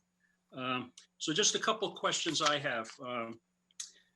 Do you, as part of your process, have you identified an inventory of parcels that you, the group, has considered at risk, and something that we should be focused on in terms of this bylaw or just preservation in general? The other question I have is other potential exemptions that we may want to review or consider. Thirdly is the range of fees that other communities are using. I think for myself, that would be important to kind of get a sense of, you know, I would not know where to begin in terms of setting a fee or giving any guidance. So, you know, if you could provide us with that information. And then lastly, for me, what is your status relative to the planning board? Since this is going to be a zoning bylaw, you're going to have to do this before the planning board as well. Correct. So those are my questions, and you don't necessarily have to answer them today, but just something I think as we move forward, certainly be something for, I think, important to consider. Okay, would you prefer that we address them now or later? I would suggest, you know, let's have the board weigh in, and then, you know, we can decide how to move forward. Okay. Rob, Brandy, Sure. or Joe? Rob, Yeah, go ahead. Yeah, okay. Yeah, thank you, Margie and Matt and Florence and the rest of the Sustainability Committee. When we originally started talking about net zero, I didn't think of the tree cover, but this is, I think, a great addition to our plan. And I'm certainly a strong supporter of the concept, and the details remain to be worked out. But I think we wish we had this 20 years ago. I think, ironically, the town has been, over the past few years, one of the actors intimately involved in probably the largest loss of tree cover in this town in recent history, which of course is in and around Magunko Hill, and we're continuing to be involved, and we've got other large projects going on there. So yeah, I think we should move in general. If it's up to me, we move as quickly as is feasible, given that there is complexity. I don't know if that means it's a possibility for this special town meeting that we're having so many issues talking about how to set up, but you know, maybe that's a realistic goal. I don't know. I thought Steve made an excellent point about the parcel survey. So, you know, this does not, it's really about new developments, and we've been pushing redevelopment as one of our goals. So I think that would be largely relevant to that process, because if you're redeveloping areas, you're generally not cutting down forests. And I think so. Sounds like the best, a good point here is that we're talking about forests, not generally individual trees in somebody's yard. So we're talking about really distinct forests, and it would be helpful to know exactly what is likely to be subject to this, what's left that could suffer this kind of, large-scale tree cutting. So I think that was an important point. So in terms of value, so I think, again, doing some kind of survey, but, and that would help us, what kind of potential development might go there, that would help us in terms of, how do we price this out? But I certainly think the concept is sound and that people should, developers should pay a price for cutting down trees. So, thank you for your efforts, and let's move ahead and work out the details. Okay. Joe or Brandy, thoughts? Brandy, go ahead. Thank you for the presentation and all the work that you guys have been doing on this. I know it's been a process. So so I really appreciate that, you are moving forward with trying to basically help do our part with battling climate change. So my questions are really, I have a couple questions. One, Steve had mentioned the fee range. I'm also curious as to what kind of incentives towns generally provide that have a tree bylaw. So if there's, if there's any other things within the bylaw that, if we're working with developers and, we want to strike a balance of protecting the trees, but also not discouraging development, what that may look like. So, what might incentivize developers in other ways, if there's other levers that we could pull. And I was also curious about the compliance. I know you said that as part of the application process, before going to planning board, the applicant would need to basically count trees and measure trees. I'm curious as to what the compliance would look like who would own that from whether it's a board or whether it's you guys are proposing a tree commission, or who would be sort of running point with compliance on that. And then the other thing I was thinking of, we just had this presentation on the new potential school, and we talk about parcels that we may want to add to that list of exemptions. I would include possibly the school as well, because I think that would be we wouldn't want to get to a point where we approve a budget and then there's a tree bylaw that we haven't taken into effect. So, I think those are my main questions. I don't know if you have answers to those or, so that's it. Thank you. Okay. Thank you. Joe? Thank you, Madam Chair. Again, I would like to thank Margie and Florence and the Sustainability Committee for this presentation and the work that you put in. It's not easy, it's not simple, and it'll be always ongoing. Couple of concerns that I have. This is just private development only, right? It has nothing to do with town buildings. Is that my understanding? Because if that's the case, then the school building would be not involved. It would be free from the tree bylaw, and I would assume, and I'm going to throw this out as well, as the public safety building as well, because there'll be some clearing of land and that nature. I guess my question to all of you, and appreciate the work, is what kind of a bite do you want this bylaw to be, that ought to have? Is it something that should go to the planning board and have the planning board put it as part of their package? So when a developer comes in with their presentations, they're made aware of it right away.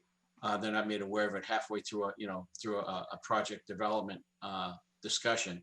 And so at least when they come in to get their permits or whatever to do things, they're made aware of this and they have to deal with it head on and not later down a developmental path. So that would be one of my questions. Would you want them to be part of the planning procedure, or would you want it to be or one of both?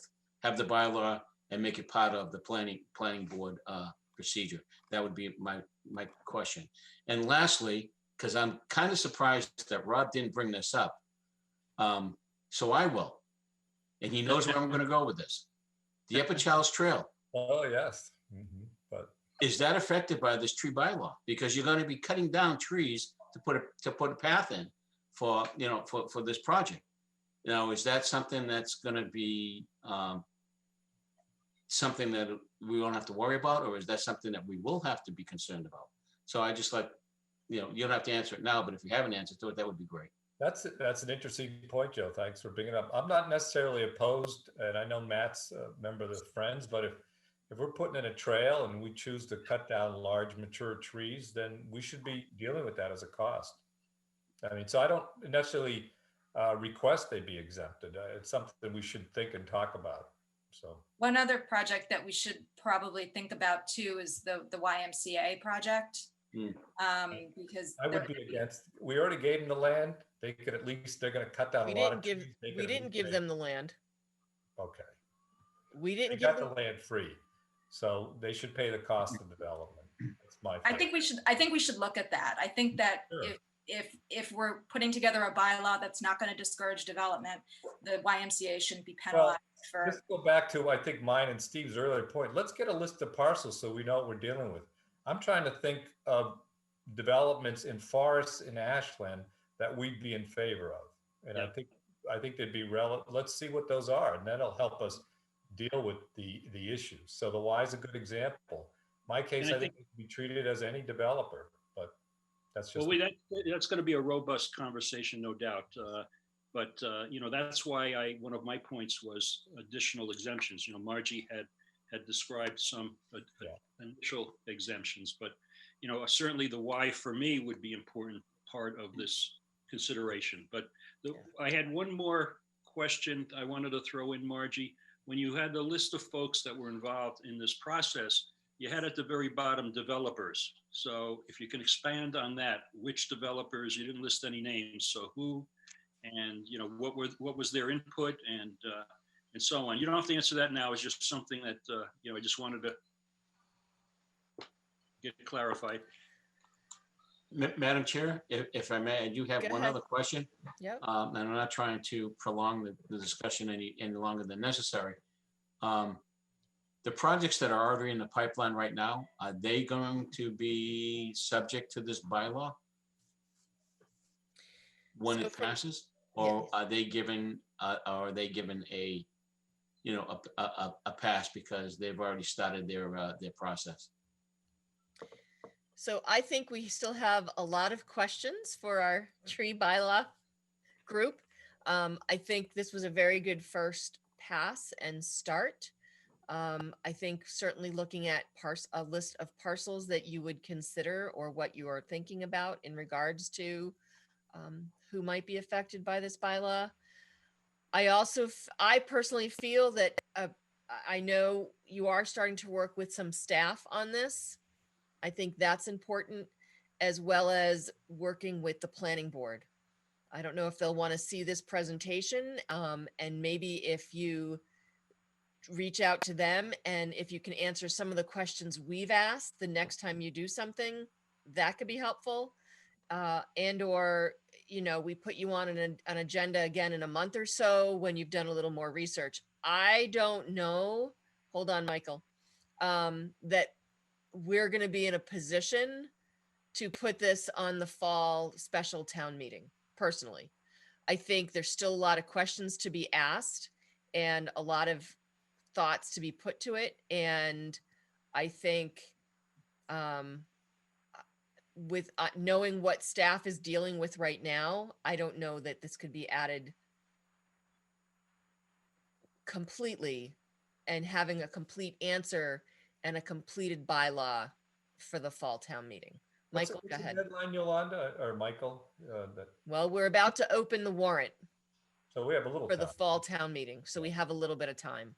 But I also know from a perspective of how much time we want to spend at town meeting, we want to have a short, succinct, effective town meeting. And I think this particular bylaw would generate a lot of question and discussion. And I would want to make sure that if we do decide to bring it town meeting, it's given the time that it needs. Michael, go ahead. Yeah, thank you. So I think in terms of the commitment of staff resources, yeah, there's a lot of things going on, but there's just a lot of stuff that hasn't been talked about at this meeting or even considered. I mean, we're just going in this black or white issue, whether or not like municipal projects are applied or municipal projects in the pipeline, or whether it should be in the YMCA. Each of those entities could utilize the Dover Amendment to just get around this. And just like with apartment developments, if this is a zoning bylaw, and I've mentioned this to the group, and I think everybody kind of understands this, you don't want to have a fee that is so onerous that it encourages people to move towards a 40B development when we don't necessarily have the opportunity to stop it. That might not always be the case, but Margie's neighborhood is a great example. Alan Marks initially was talked about doing 5 single-family homes on 0 Tri-Street.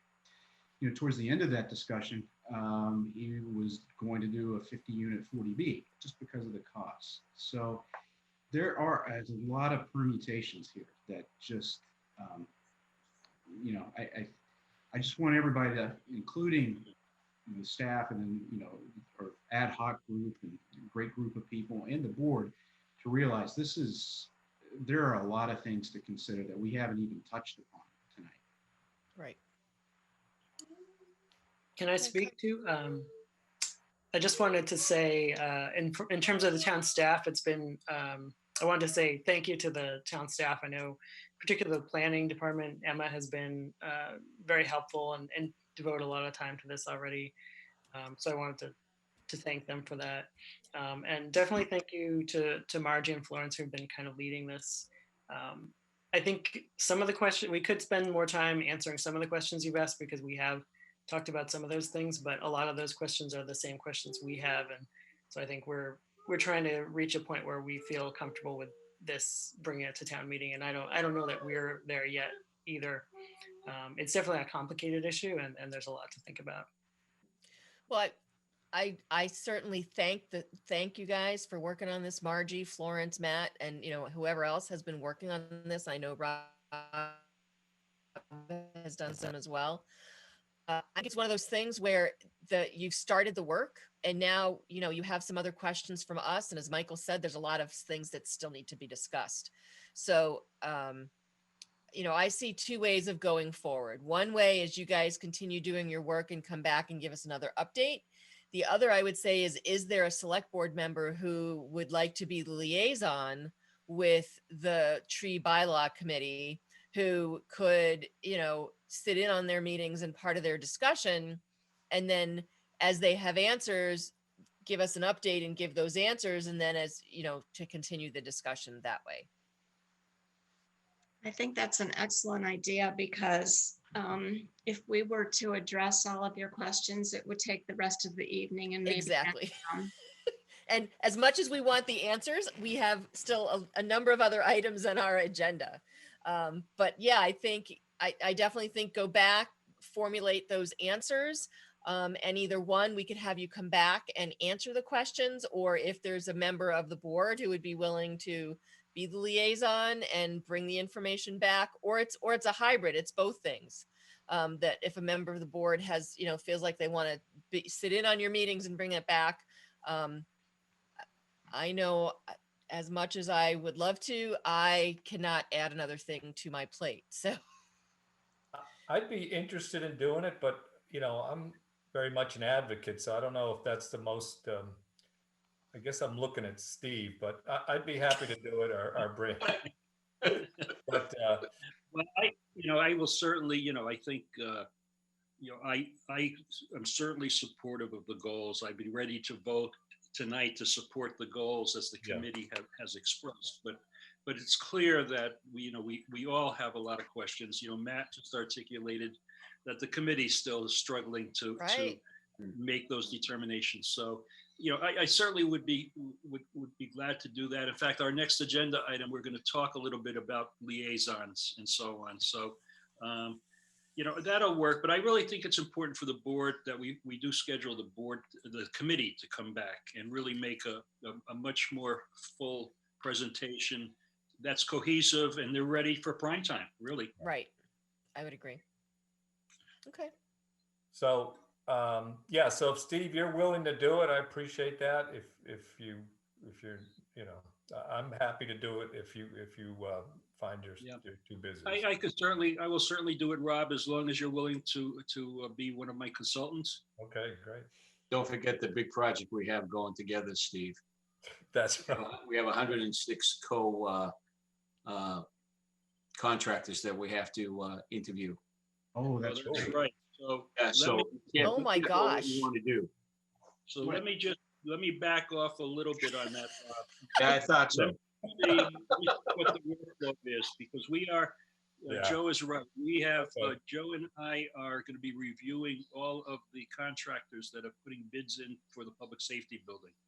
And that's a commitment. So let me ponder that. Why don't we try to come back, Pete and Emma and Doug, I know you're listening, work a little bit with the tree committee a little bit more and get you ready and get something back to you in a month, and I think probably see where we are at that point. And see that makes sense. Yeah. Perfect. That'd be great. Yeah, feel free to invite us to the meeting or invite me anyway. Come by if I will do that because I think your Zoom input would be helpful. Yeah. Okay. The fact is, Rob, you're just laying around anyway, so. Yeah, that's right. Great. Okay. Again, Margie, Florence, Matt, thank you. Rob, thank you. I like the work that you've done so far. I'm with Steve. I think the goals are close. So yeah, we'll have you do some work with staff and Michael, and we'll invite you back in about a month or so. Great. Thank you. Thank you. Thank you all. Thanks, guys. Okay. We are moving on to old and new business. So discuss filling vacancies on boards and committees. Steve has gone out and gathered some information for us that he has shared. Steve, do you want to take us through this?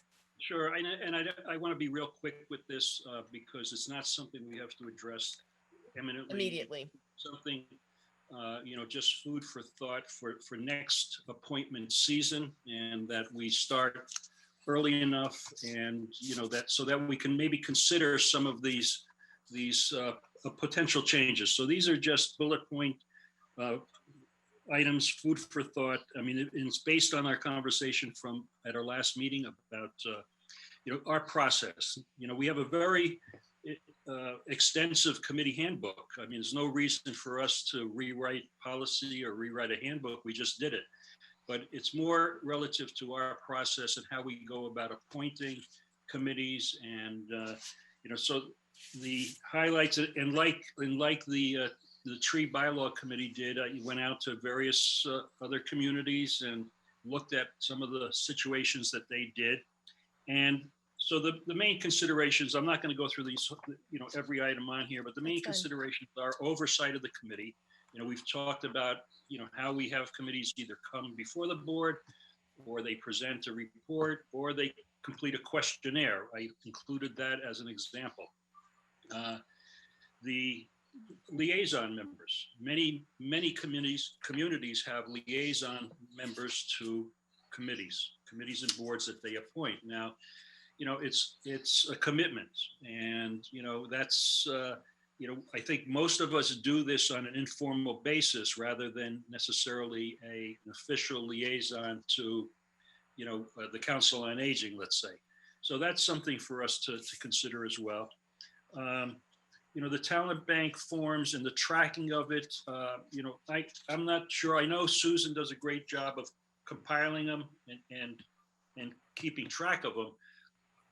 I've never asked the question. I don't know if there's a place on Google Drive that we can go to and see either a spreadsheet or something that lists everybody that's currently looking for that. So that's something that we might want to look at. Terms of office. A lot of communities do have terms of office, and you know, it's something that goes to you know, supporting participation and just not rubber stamping appointments year after year. So something to for us to consider. And then just the criteria for selecting people as well. You know, sometimes it feels that we're selecting people, you know, just to fill a slot. And, you know, I think actually it was so refreshing this evening to have this conversation about with the Historical Commission and having so many people interested in it, and really being able to now, you know, look at at criteria and look at reasons to appoint this person and not that person. So, you know, again, that's the highlights for a future meeting, and, you know, end the story. Okay. First of all, Steve, thank you for gathering that. And I think I would like everyone to read through it. And I think certainly not this fall, but come January, I think we need to put some stuff into place as to what we're going to do with our new appointments. And I think it also might be good to get input from people who are on committees, right? I know for myself, the one for term limits, I think there's a lot to be said for that. There's also a lot to be said against it. But I think, you know, we can reach out, and we all have people that we talk to who serve on different committees, get some feedback, and we'll plan on, you know, thinking about it and try to do something in the new year. Yeah, you know, it's good. That's a good point, Yolanda, because, you know, for every policy, there's always an exemption. And right. So when you have people that have special expertise, you know, you might want not to have term limitations for that particular role or that particular committee because of that expertise. So, you know, there's lots to talk about. One thing I do want to throw out, and this is something we may want to act on fairly soon, and that is the appointment for the Upper Charles Trail Committee. The way it's posted now, it's appointment is until completion of project, and that's like a life sentence. I meant to ask you about that one. Yeah. So I think we might want to consider making that a standard 3-year appointment and doing a staggered schedule. I mean, you know, it's, you know, we're going to be approving the grant for the Trolley Book Trail portion of it, which is very exciting. Yeah. And I think it's a great first step. And, you know, it'll be fantastic when we actually have a physical piece, you know. But again, it's, you know, I think we probably should fold this into the regular appointment process. I think that makes sense. We can look at that rolling in for next year. Yeah. Good. Okay. All Any right, other thank you. questions or comments? Steve, thanks so much for putting that together. I think it's good. I think as I was reading through it initially, there's a couple things that, you know, as we put through these considerations that we can look at it. I would love to get some feedback from current committee members for reappointments before we reappoint someone, and have that be part of the process too. And also see if there's a way that we can encourage the current committees to, whether it's through associate members or how we want to sort of fill the pipeline. But I think, you know, we don't want to get to a point where we aren't able to, that we automatically, you know, reappoint just because there isn't another person to appoint. So if there's a way that we can, you know, use the committee to pull in other members, I think that's, you know, and encourage associate members. I think that's a good process to have as well, is my personal opinion. The other thing I really like is the annual committee questionnaire. I would almost say I'll look at that. I think that might be something we can send out to our committees now.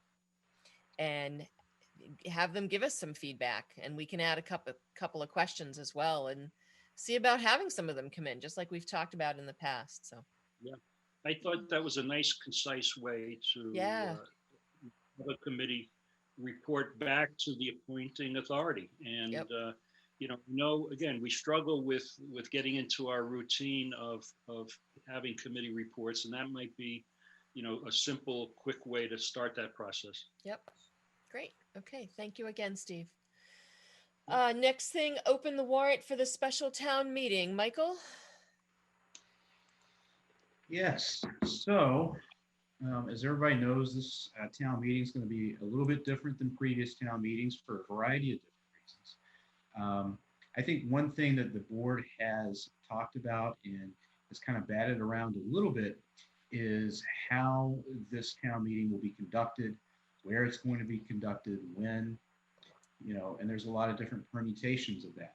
Is it going to be indoors, outdoors? If it's going to be in the morning, at night, on Saturday, during the weekday. And so I started talking with the moderator too, as well, because the moderator has a lot to do with this as well, and has a lot of statutory authority as part of this. So one of the things I'm going to suggest first is that the board have another working group consisting of a board member and the town moderator, working with, right now, I would say Ed Berman, and then also from a COVID standpoint, and then Joe Richardson and Paul Carpenter, to really kind of pin down what this is going to look like, because the time is going to come up on us pretty quickly, and we really need to start getting a date. We really need to start thinking about what that looks like logistically, so we can start getting the word out. So that would be, my first recommendation. The second, I know Jen is preparing. I don't know if she's had a chance to get it out to everybody yet. Warrant guidance. Even though we don't have a date, it turns out that we can open the warrant, and I would suggest that the board do that with a date certain. And then I think at the next meeting, we should talk about, if you want to form this group, I think we should talk about, what date do we need to have the logistics figured out by? I think we need to put a deadline on that. So, Jen, do you want to add anything? No, so we would just need a vote to open the warrant, and we can send that out. We can set out the guidance with dates to be determined for the actual date, and then that would obviously impact when we have to officially post the warrant. So I believe for a special town meeting, it's 2 weeks before. In the guidance draft that I have together, I was sort of outlining process and thinking that perhaps by our second meeting in November, which I believe is the 18th, we'd be able to post, or at least close the warrant and potentially post the warrant. So in order to do that, you need both a date and a location.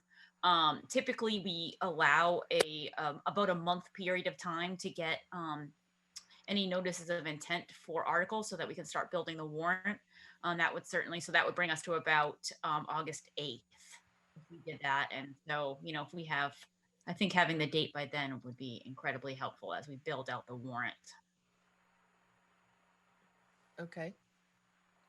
So let's start with a discussion on, is there anyone who would like to sit in with Michael and staff to discuss how we're going to do town meeting? I'm happy to do it. I can do it. Okay, thank you, Brandy. Thanks, Brandy. Thanks, Brandy. Good. And then if I can get a motion to open our special town meeting warrant. So moved. And a second? Second. Okay. We have a motion and a second to open the special town meeting warrant. Any other discussion? Okay, we'll do a roll call vote. Kinsman? Aye. Mignani? Aye. Mitchell? Aye. And Scheer? Aye. And Greaves, aye. So we have opened the warrant. Thank you, Michael and Jen, and thank you, Brandy, for stepping up to be part of that discussion. We have asked people to email the Board of Selectmen, the Select Board, with thoughts on, what they'd be comfortable for town meeting. I would say we should continue to do that. I would ask people to actually send an email to the Select Board. You can have all the discussion you want on Facebook, but you got to then follow it up with an email to the Select Board. And maybe, Michael, we can get a post from Ashland, Mass to remind people to, if they want to give us feedback on town meeting, how we run it, to send an email to the Select Board rather than just discussions on Facebook. But Joe, thank you for posting. Someone was like, why can't we just do it like Natick? And it's like, well, Natick is representative town meeting and they can do it remotely. Whereas for us, because we are open town meeting, we have to be able to support every registered voter who would want to come to town meeting. I'm sorry I took the liberty of doing that without. No, that was fine. That was fine. You gave some, facts. That was the important thing. That's refreshing on Facebook, isn't it? What, Yeah. facts? Facts? No, they're Okay. alternative facts. Do we need anything else regarding town meeting? No. I think so. Okay. Moving on, discuss the DPW request to perform smoke testing for inflow and infiltration work. And I know we have Doug Small here. I'm not sure who else. Yeah, so just to introduce a little bit of it, Madam Chair. So Doug, I thought it important for Doug to come and present to the board from an informational perspective to you and to the public what this smoke testing is all about. It sounds a little funny. It might even sound dangerous, but it's actually a really important part of our I&I program. But it is probably going to lead to a few calls. So Doug, without further ado, why don't you jump in and tell us what this is all about? Mike, hi Yolanda, hi everybody. Hi. Hey, Doug. I invited Greg Eldridge here tonight also from Haley and Ward, in case there are any technical questions above my head, and also in support. I have Chief Roby here and Chief Alfano. Which also, they also play a role in this. So like Michael said, this is part of the sewer I&I program. This is a component of it. A lot of this I had to write down, so excuse me if I have to read this, a lot of it, but there's quite a bit of information. And this came to me sometime in, I think around July, we were able to get the contracts in place and all that. And so it's taken us a while to get to this point in lining up the contractors and all that. Kind of start at the end. We're looking to start testing on Monday, and then I'll back up to the front and work our way there. So this is a mass DEP requirement for the sewer I&I program, so basically, in order to be in compliance with mass DEP, the sewer department needs to perform I&I analysis and evaluate the town's sewer system. I&I is infiltration and inflow. The environmental impacts, by doing this, we'll be able to reduce the potential for sanitary sewer overflows. On the financial end, this year, we're expected to be charged about $2,700 from the MWRA for wastewater sending out to Deer Island. The Framingham charge is about $1 million for this year, so the cost is about $3.7 million. So what this will also do is it'll help ensure that we're not paying for rainwater or stormwater or groundwater. So the next point, the objective of Ashland's I&I program, the objectives are to identify and repair system leaks and eliminate inappropriate connections such as roof drains and sump pumps. The Mass DEP requirement is located under the 314 CMR 12.042. So the method used as part of this process to analyze our sewer system is called smoke testing. So smoke testing. So sewer system smoke testing is used for the purpose of locating sources of stormwater inflow to the sanitary sewer system. It is a way to locate direct and indirect connections, such as catch basins, area drains, roof drains, broken sewer pipe, and deteriorated pipe film. During the test, harmless white smoke is introduced through the sanitary sewer system via a smoke generating machine. So in other words, it's sent into a manhole. During the procedure, white smoke will be vented from holes in manhole covers located in the street, plumbing vents located on or near roof surface. Ashland did do this years ago. I think it was around 10 or 12 years ago. We did this. So like I said, this is a necessary step in this I&I program. The first thing we have to do is identify where the leaks are. And once we identify them, then we can go and put a plan together in order to fix them. So, the town has hired the engineering firm Haley & Ward. That's Greg Eldridge. He's been with Ashland for many years.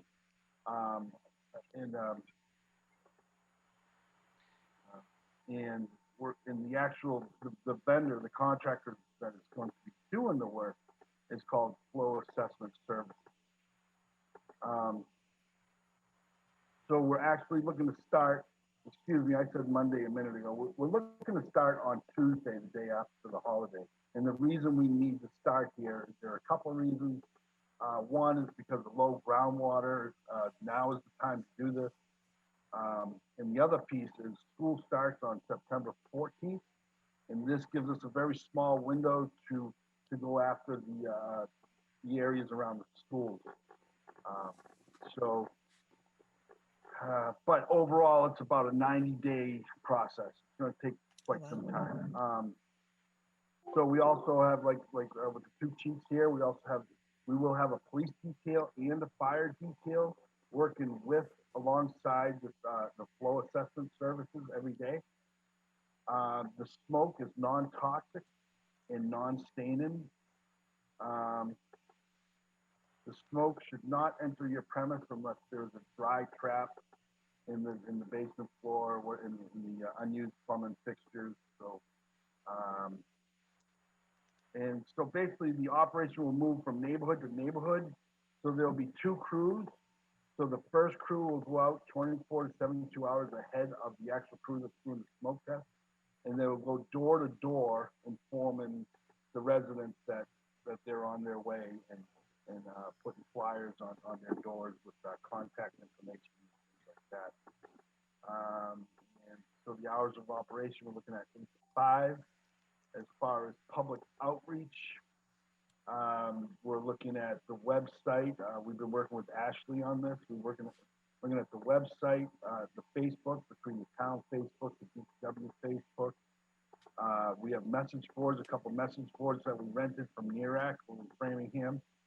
I'm hoping to use WACA-TV as well. And being here tonight also. So the big thing is to get the word out to the public. The more people that know about this, the less alarming it will be. But the good thing is we're going to have the fire department stand there right with us.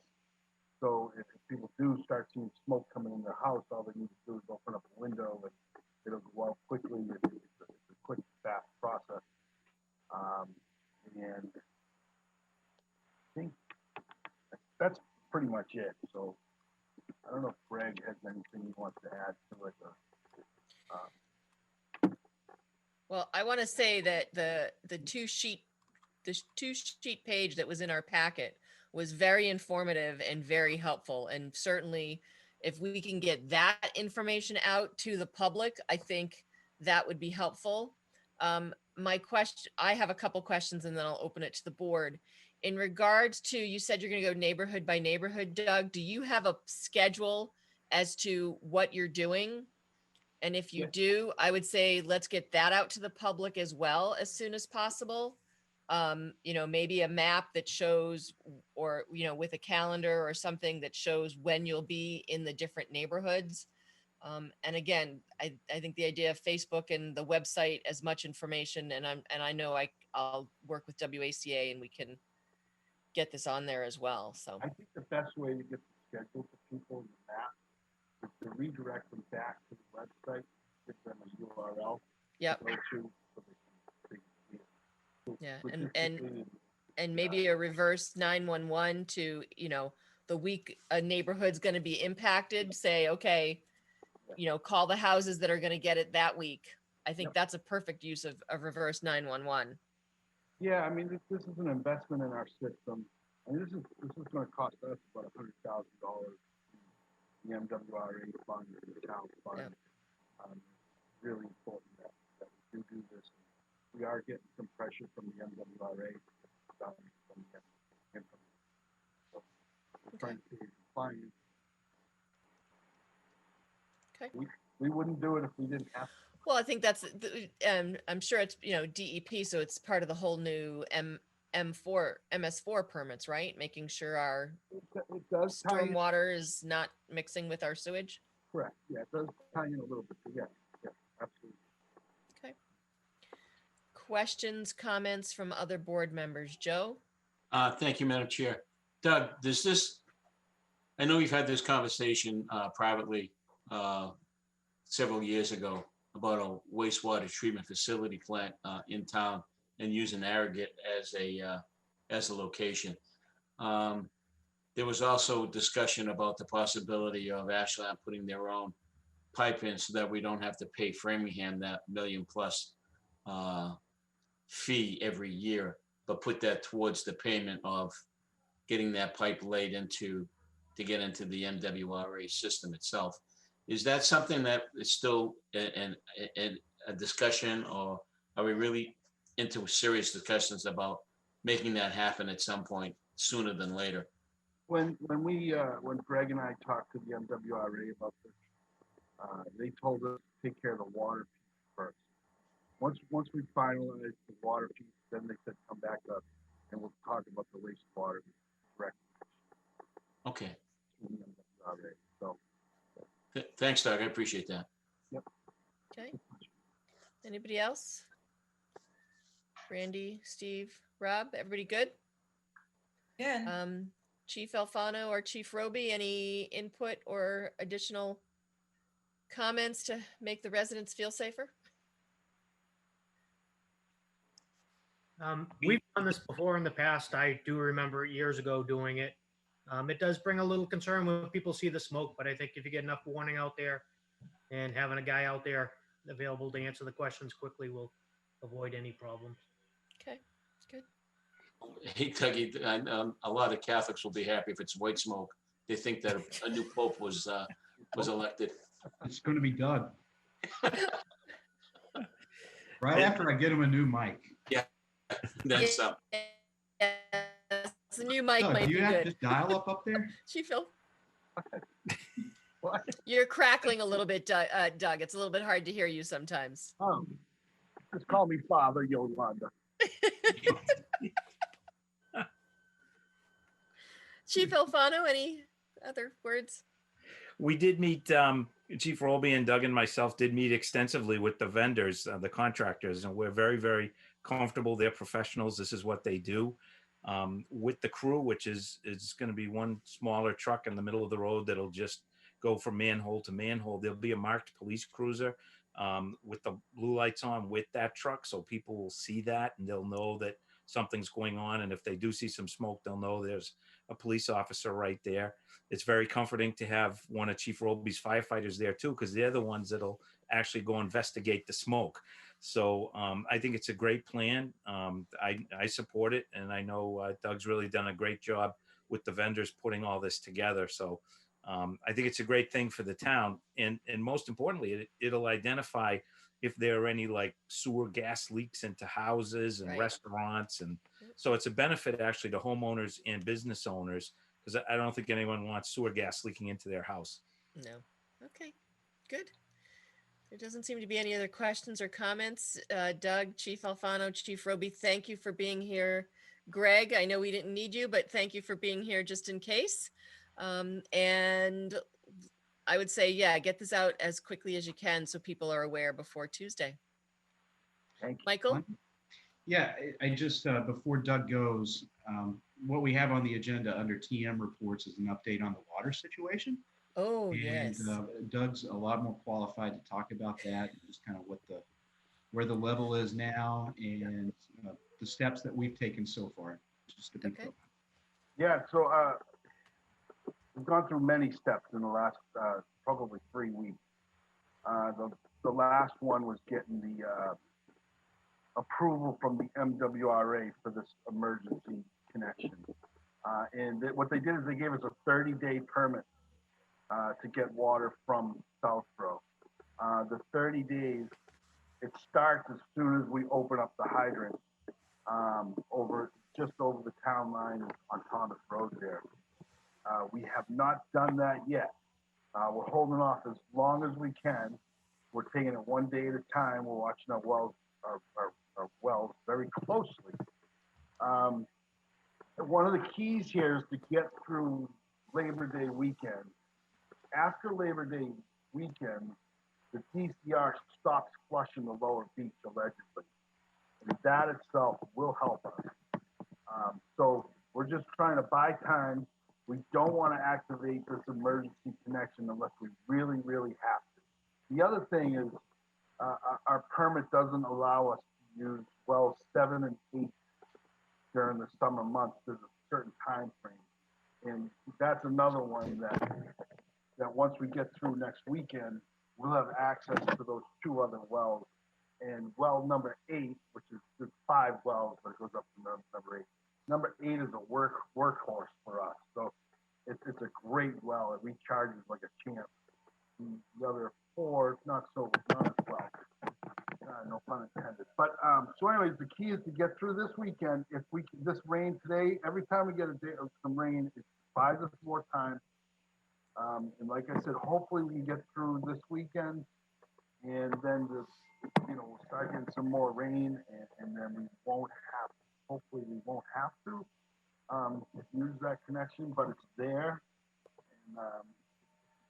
And today was a good day, with the rain. It was great. And Greg and I were talking about this earlier today. And last year we're kind of a month worse off than we were, say, last year. This all started, like early July. Yeah. Last year was more like it started in early August. So we're just taking it one day at a time. And yeah. Now, Michael, typically September 1st, our water restrictions go away, but we gave you approval to continue the restrictions if necessary. So we are still in a stage 2 water restriction. Yeah, we're in stage 2, correct. Stage 2 water restriction. So I would say again, it's now September 2nd. Let's let people know that even though it's September 2nd, we are still in stage 2. So there are still water restrictions because just because it's September 1st doesn't mean there's more water in the reservoir. Right. Yeah, no, so this is good experience or whatever for later in life when your temporary connection is completed, when we have the permanent one in. This will kind of give us a little guidance on how long we go without having to open up that valve and use that MWRA wall. Can I ask you while you're here, Doug, where are we with that permanent connection? I know there was some electrical work or something that we were waiting. There's 2 big pieces left. One, the construction. They haven't finished the construction yet. That should be completed sometime, maybe Thanksgiving, around then. It depends on Southborough. They have some other issues they're dealing with, but I'm shooting for around Thanksgiving on that piece. The other part is the MWRA, the final piece, sitting down with them and with them actually giving us permission, and they haven't invited us in yet. Okay. We've applied for everything, all the big stuff. These are the last 2 big pieces. Right. Yeah, it's quite a process. Right. Okay. In other words, hope by next summer, if this happens, we won't need a temporary connection. We'll already have a permanent connection. Great. Madam Chair, can I just ask Doug a question about? Sure. Doug, did you say what the level is or what's happening to the level at the reservoir? The level right now is at about 240 feet. So where is that in terms of stage 2 or stage 1? Yeah, let me just hang on let me just think this through for a second. 295. Yeah, sorry. So I think it's 295.85. We go into stage 1. 295.35. We go into stage 2. So we're substantially below. Yeah, we're down to 294. We're in big trouble at 293. So we have another foot when. Okay. And so, the question I always get when people see these torrential rains and they say, isn't that refilling the reservoir? Aren't we okay? So how does that kind of affect the reservoir level? It's funny. I mean, the rain we've been getting, if the measurements are less than an inch every time, and it seems like we're getting like 4 inches of rain in a matter of 2 or 3 hours, but it's not, believe it or not, it's not. If it lasted a little bit longer, maybe. But how does that affect it? What it does is it buys us another day. Maybe the reservoir level won't drop because you have to remember they're still flushing that lower beach. So maybe it'll balance it off for that day. So we'll buy a day. Oh, that's right. I forgot. So they flush the beach and that affects our water level. Yeah. It's an ongoing. Fun with water. Madam Chair, if I have to ask, I mean, is there any way we can talk to our legislators? I mean, we're having a water ban issue here, and the state goes in and just, they clean out the beach area for the purpose of people enjoying the clean water. And in the meantime, the residents of Ashland are being held accountable. Why did they have to do that? And why is it necessary at this point where the stage, the water stage is so low or getting to that critical mass? Yeah, I mean, they could add a 12-inch board, and raise the elevation up a foot, but there are actually a groove in the spillway that used to be used, I don't know, decades ago. But we've tried that angle multiple times, and we haven't made it very far at all. They're not open to it whatsoever. I don't know if it has something to do with engineering, with the dam, with extra pressure on the dam itself. I don't know how much that extra foot, how much force that was put on the actual dike itself. The other thing to remember is we had people who were like, no, we need to conserve more. Right. So when we went for the MWA connection, think of the rules and regulations on using that permanent connection. Yeah, there are many people in town who have supported more conservation of water. Yeah, there's a whole nother level, but as far as how Ashland compares to the rest of the state, we actually, the residents of Ashland do a fantastic job. Oh, we do a great job. Our average is somewhere around 60 to 65 gallons per person per day, where the towns around us are over 70 or 80, but in Ashland, the residents in Ashland really do a pretty good job. And we have to police it sometimes too with the lawnmower. Overall, Ashland's numbers are very low. The people are pretty conservative very conservative. And Hopkinton's been cooperating too with mirroring our not essential water usage as well. So great. Okay, if there are no other questions for Doug, we're going to let him go and we're going to move on in our agenda. We're going to discuss the status of the Ashland Post Office. Doug, thank you again for being patient and for your update. It was good seeing you as well. Stay safe out there. Thank you. Bye. Thanks, Chief. Thanks, Doug. Bye-bye. Bye.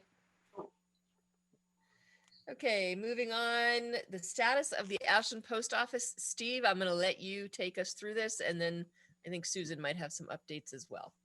Yes, good. So yeah, first of all, I want to thank Susan, for all of her work keeping up with this and for providing this this data sheet here with kind of a synopsis of where we're at. I know she has been in contact with Representative Clark's office. And I have talked to Jay Higgins, who works for Representative Clark, who's an Ashland resident. Talked with him, I think, within a couple of days, that Susan had as well.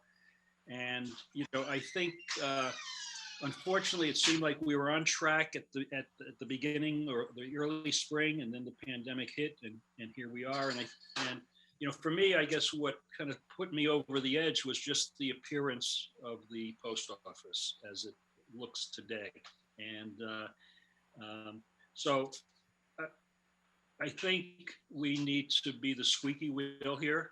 So I'm proposing that you've got a sample draft that on behalf of the board, we send this draft to Senators Warren, Markey, Representative Clark, Carbon, Senate President Spilka, and Representative Lewis.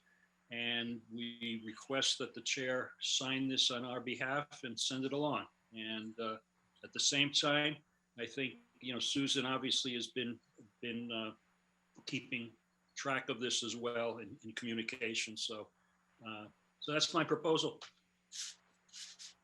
Questions, comments from the rest of the board? Where's the draft? Yeah. It's in there. It's in the agenda, the package that Susan forwarded today. Cool. After the pictures of the post office. Maybe I have an old. Apparently you haven't Oh, read I it. see it. I got it. Yeah, I didn't get that far, I guess. Okay, no, it looks good.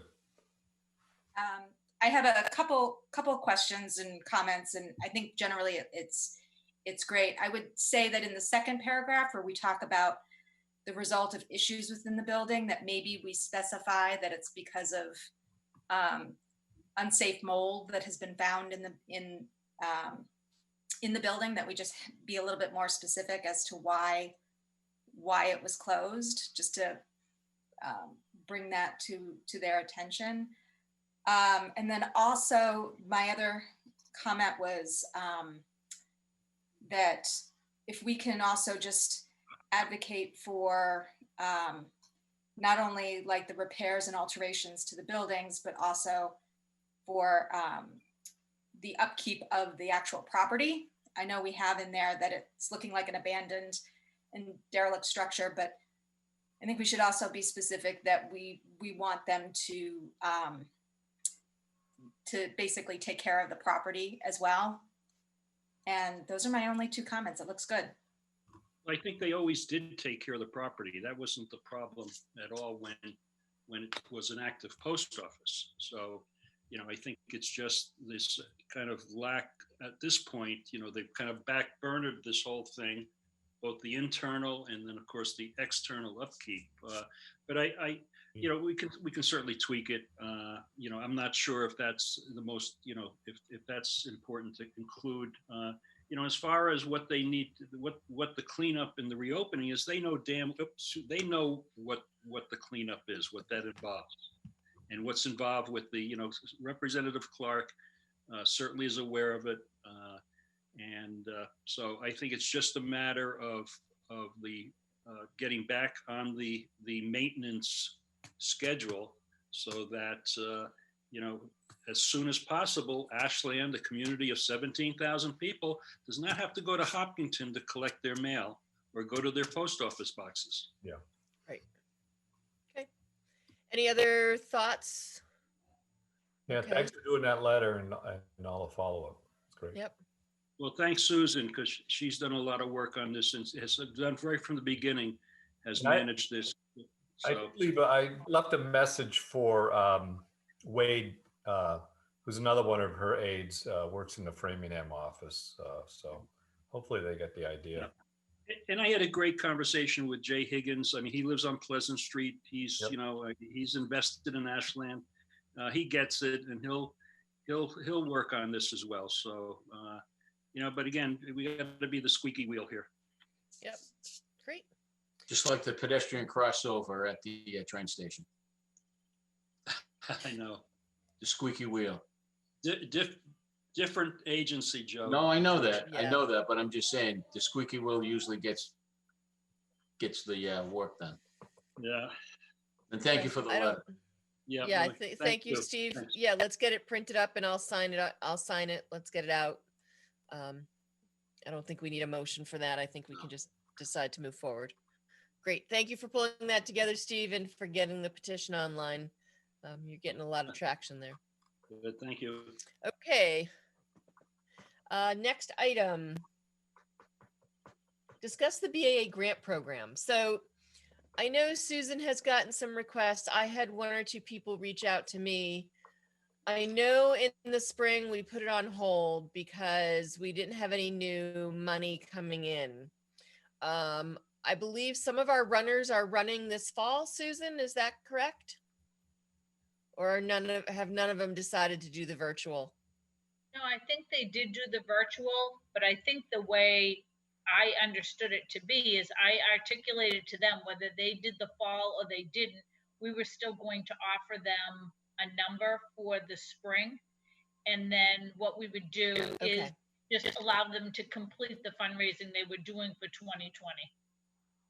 Okay, in 2021. Correct. Okay. So, are we interested in opening up a small grant round this fall with funds that we have for those groups that need fall funds? I'm asking the question. Do we have a list of? So we have funds available. Well, we don't have any applications because we've said that our grant program is on hold for now. But there are some organizations that have asked about it. So do we want to do a small grant round with the current funds? And I don't know offhand what we have for funds, or do we want to just put it on hold until next spring? I would suggest, my own feeling is that we should put this on hold for the spring. I mean, you know, we don't know what's going to happen during the, you know, as we move into fall and winter. Are there going to be more restrictions put into place based on, you know, the flu season coming on board? So I think we can always act on individual requests rather than necessarily, opening up a grant round. So, if there's something or somebody, if the garden club wanted to replenish or redo the plantings, then we could do that at any time. I had a conversation with Dan Borelli at the Memorial Drive dedication, and he has some work that needs to be done on his installation due to damage, and that might be something we may want to contribute to and to help fund the repair of that. So I think we can do these individual things as they come up. That's my piece. That's why I'm asking the question, because I wanted to see what people thought. So if we want to do them on individual, I know Susan got one a day or two ago regarding some ice time. So that's all. That's why I was trying And to. then, and I'll be honest with you, Yolanda, talking to some of the folks that are involved in that program, they're not sure how long that program is actually going to stay running because of the issues COVID. Right. So, I mean, I have to agree with Steve. I mean, I would hold off until the spring because we really don't know. I mean, my personal opinion is we really don't know what's going to happen. And I would rather wait and see what's available for the spring and do it like we used to do. Okay, that's fine. So I would say, Susan, if you get them, just let us be aware of them, and then we can have a discussion if there's anything we feel we need to do immediately. Does that make sense to everybody? Yes. Okay, good. Next item, discuss making the four-way stop at Elliott and Prospect permanent. I mean, it's not? No. Well, you did a, I believe, a 6-month trial period, but it's been a year. Yes, we did. And I was asked to speak on behalf of the Traffic Study Committee, who asked me to present this to you folks this evening. Okay. The four-way stop has seemed to be working very, very well. I do have some statistics from the meeting that was provided to us by Sergeant Berman. There has been an 80% drop in accidents at that location since the four-way stop was initiated. There was one accident that required medical attention and non-transport, but medical attention at the scene. there have been 0 property damage accidents at that location. So the neighbors haven't had to worry about their properties being damaged. And replace their fences and their guardrails and their trees. Correct. And plus the fact that people are stopping, which is a good thing. But they did tell me that, well, they did suggest that this was only on a trial basis for 6 months, and would the town and would the select board entertain the possibility of making it a permanent 4-way stop instead of voting every 6 months to continue the way it is. So I'll leave it up to the board for discussion with respect to that. Well, I'll let you know. I think it needs to stay the way it is. It's certainly been safer. It has slowed traffic down. It's a lot easier to get through that intersection.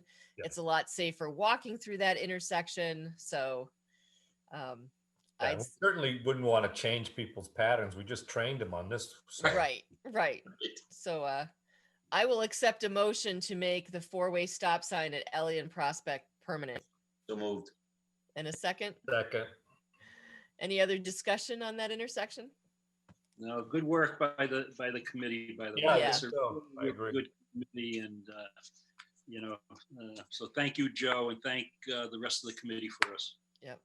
We like what we're doing. Good. We still need to take a vote. Kinsman, Aye.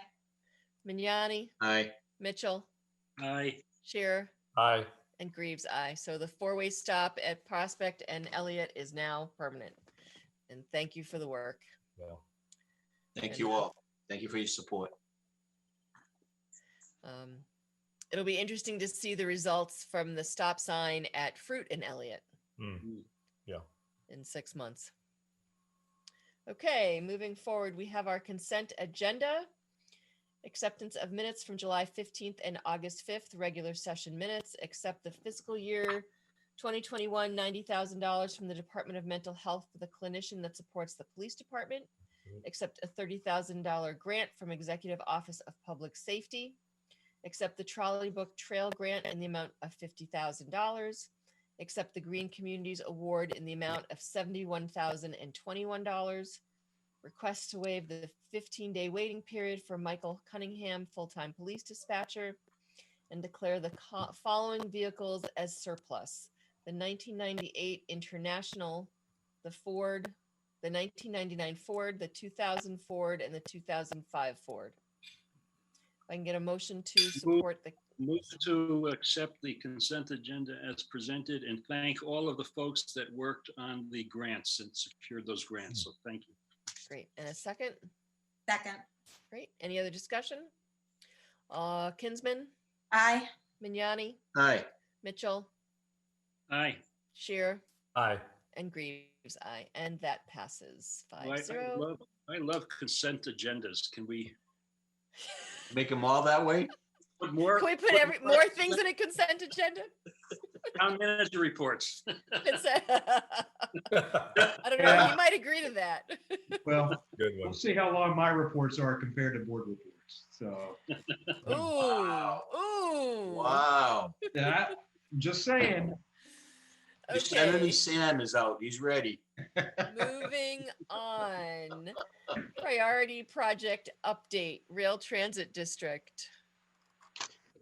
Okay, so I think I provided in your packet what essentially is a first development agreement amendment, or an amendment to the development agreement that you had with UGC. And as you know, we had some issues with just getting another signatory on the first development agreement, which was Mr. Gaynor's signature. So what we've done is we have basically found a way to go ahead and move forward with the development agreement without his signature and still protect our interests. Okay. Michael, can I ask a question with respect to that, Madam Chair? Yeah, go ahead. Can that come back and bite us in the butt later on down the road if he decides that he wants to put the kibosh on this whole project because he's not getting what he thinks he deserves from UGC? No. I don't know what their purchase and sale looks like. Meaning the purchase and sale between UGC and Mr. Gaynor. However, there are some things that Bob Gaynor owes us once this land is closed and transferred to UGC. So, like I said, this development agreement has in place some of the protections. Essentially, UGC takes on that liability. So if Gainer doesn't pay, UGC will pay what he owes. Correct. And then they can go after him in other legal arenas. Okay. So you just need a vote from us to support this first amendment to the development agreement? Yes. Okay, if I can get a motion to support this first amendment to the development agreement as presented. So moved. I can get a second? Second. Great. Any other discussion on this? Okay, Kinsman? Aye. I was gonna vote for you. Vignani? Aye. Mitchell? Aye. Shear? Aye. And Greaves, aye. I'm sorry, it's getting late. I've been up, That's I okay. was up early. It's called being efficient. Anything else from the Rail Transit District update, Michael? No. Okay. No. Downtown update.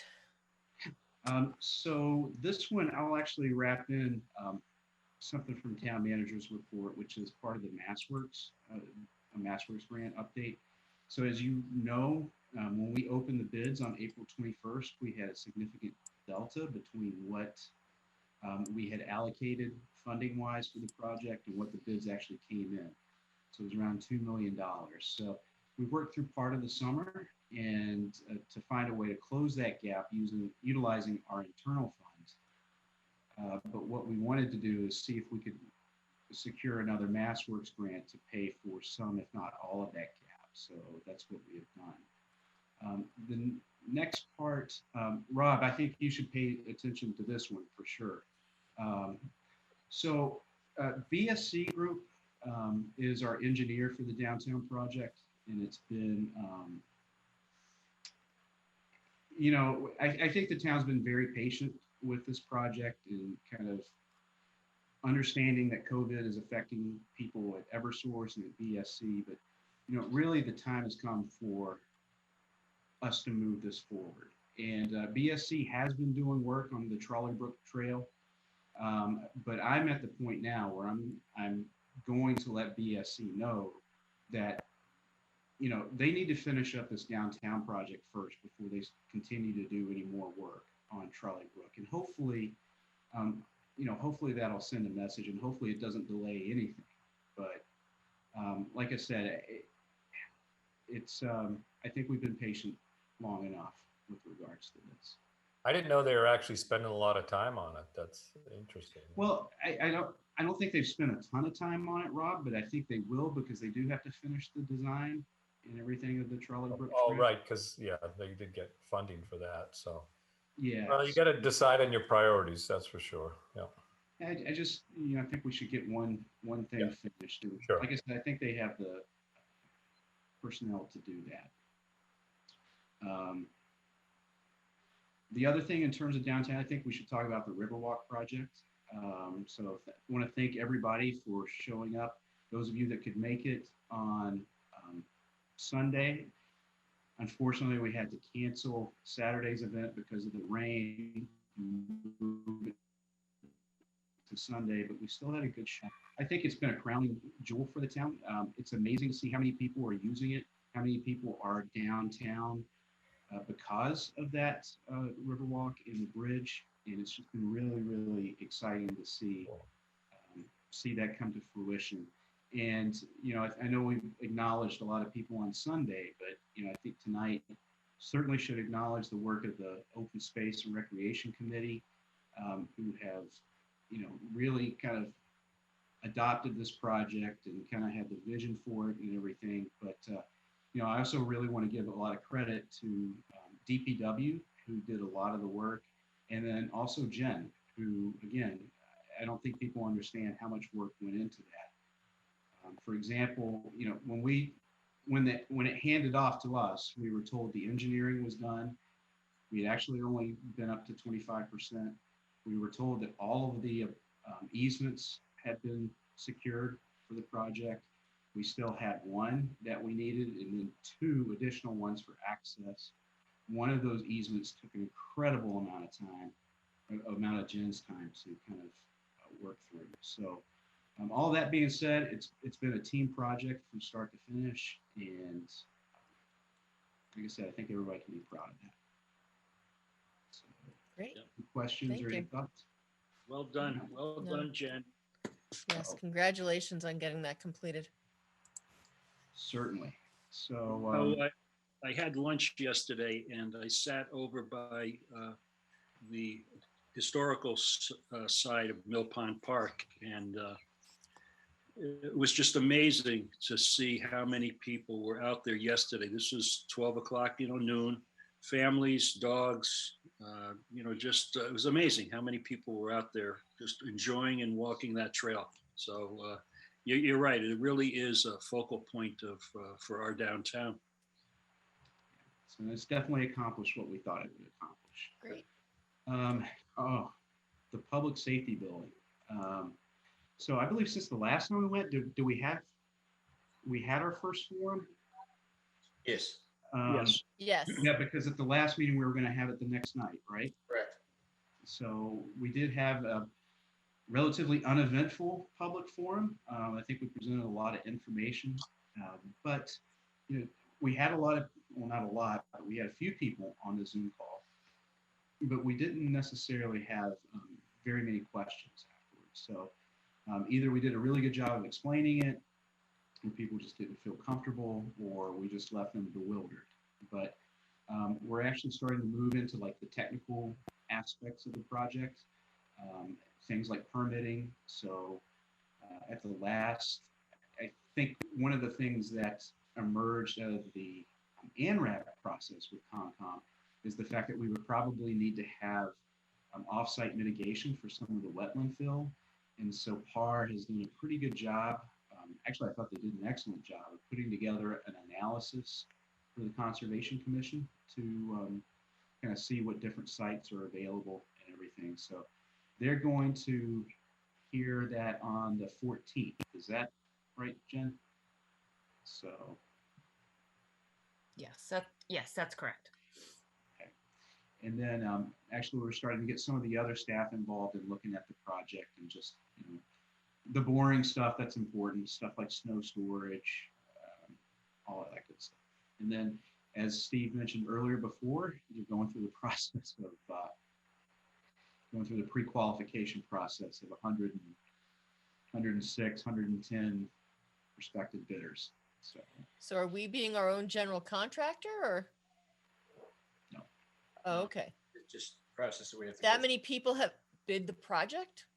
It's for the trades, Yolanda. Okay. The trade work, so they have to be pre-qualified. So things like the painters, the plumbers, the electricians. We may have a dozen different trades and a dozen people, a dozen firms applying, so putting in bids. So it's a lot. Yeah. Yeah, they got a lot of work to do. So. Okay. very similar to the Mendez School Committee. Yeah, we're not up to that yet. No, I know, but you will be. Hopefully you will be. Yes. Which is a Yeah. good thing. Well, I mean, we're actually further along in the process. I think what you were referring to, Yolanda, maybe is how many different sub bidders we would have. Yeah. Yeah. And we're still waiting on a final number for the public safety building. Is that correct? Well, we do have estimates. Okay. But I know one of the reasons we were waiting to have town meeting and the election was to have a more solid number for the public safety building. Yeah, we actually wanted to have the bids in hand. Right. So we actually want to have a winning bidder in hand and go to town meeting and say, this is what the price is. Right. Okay. And we've got So that's the process you're going through now of reviewing the people who are bidding so you can get a number. Well, it's a pre-qualification process. We have another step, another estimate round, if you could call it, through what's known as the construction document development stage. And so we'll get an estimate then, and then we'll put the bids out. So. Okay. Yeah, so Yolanda, none of the they're not really proposals, it's really disqualifications that people are presenting, so none of them actually have a number. And so basically we'll go through and make sure that they meet minimum standards so that they can then be part of the bid process. So I see. You have to be pre-qualified in order to be able to bid once we put out construction docs. Okay, that makes sense. Great. Any other questions on the public safety building? Okay. Michael, I was gonna email you this, but I'll ask you now, and Jen, right, and Steve, when do you think we should have another forum? September, probably, oh boy. I would say late September, but there might be some conflicts with that. Yeah. We need to have one in September. Okay, all right, thank you. Beware the Jewish holidays. Right, right. So, okay. Warren District / Valentine Estate. All right, I believe I included in your packet just a revised schedule for the Warren Barn and the bidding associated with the Warren Barn. I think along with the rest of the select board, really was hoping that we could have that constructed by the end of the year. Unfortunately, that's not going to happen. We do hope to have a winning bidder selected by the end of the year, but construction probably won't start until the ground's not frozen and everything for the Warren Barn. So it's, that's the reality of the situation. And we can't really change it, but I would say we could possibly push that up a couple of weeks, but I don't think it's going to make a difference into when they can start construction. So I think we just want to make sure that we get the bid docs right and everything. So we put that out. Okay. The other thing, 433 Chestnut Street. So the owner, or the winning bidder, I should say, is still working with town government and then also Framingham State to develop an MOU regarding a number of different things. The winning bidder is expecting to close by October 1st. That's the goal that they have set. So they definitely want to get things wrapped up and possibly done by the end of the year. So they'll try to get the shell done first, obviously, and get it weather tight, and then start doing the work on the interior. Nice. Be nice to see that redone. It'll be good. Yep. And then, so the Valentine property. So at the last meeting,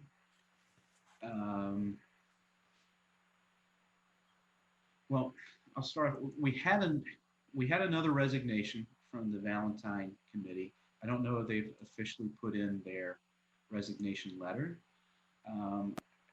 but it's kind of the number of resignations have kind of climbed a bit. So Jen and Beth Reynolds and myself, we went with David to the last Valentine property meeting, and we've offered to help kind of get this thing moving along through something like an RFP process. So the committee's done great work in terms of talking about what and coming up with ideas of what they would like to do, what they would like to see at the property. I think now we just need to see what's a reality associated with that. And so we would need to do that through an RFP process. We're going to let the Valentine committee whether they want our help with this or not, because if we are going to try to do this, quite possibly even for this town meeting that's coming up, and the only reason we would rush it is so we could get something done before it falls down, because that would be bad. It's just going to take everybody working in the same direction, because there's a number of things that would have to happen. Obviously, the RFP would have to be done. The committee would have to select an RFP and present it to the board as their recommendation. There would need to be a zoning change involved, because right now that place is R2, meaning residential only. So if we're looking at a commercial aspect of it, that would need to change. And so we have the next committee meeting tomorrow night. So we should have a better idea of what that's going to look like. Any questions on that? Nope. Okay. Okay. Town manager report, COVID update. We're starting to see, obviously, a little trickle up in terms of some of the numbers. I think everybody is anxious to see how the school situation plays out. And, obviously we're on high alert, I guess you could say. But Ed, I think, has done a great job managing this. We're looking at getting our own testing machine so we can offer testing, especially to employees and school employees on site, just because of if we still use a hybrid model, it's going to, we're going to need to have access to testing and access to results pretty fast if we're going to make this work and hopefully keep any kind of infection rate down.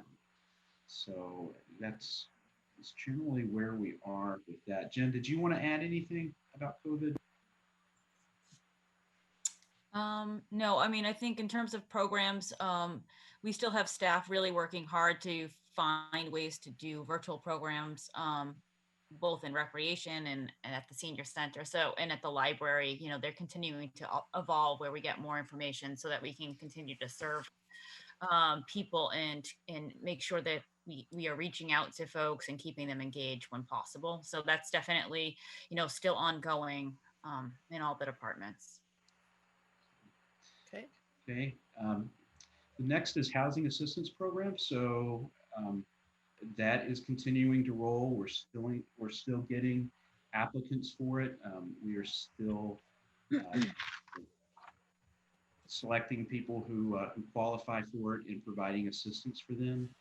Can't thank Emma enough.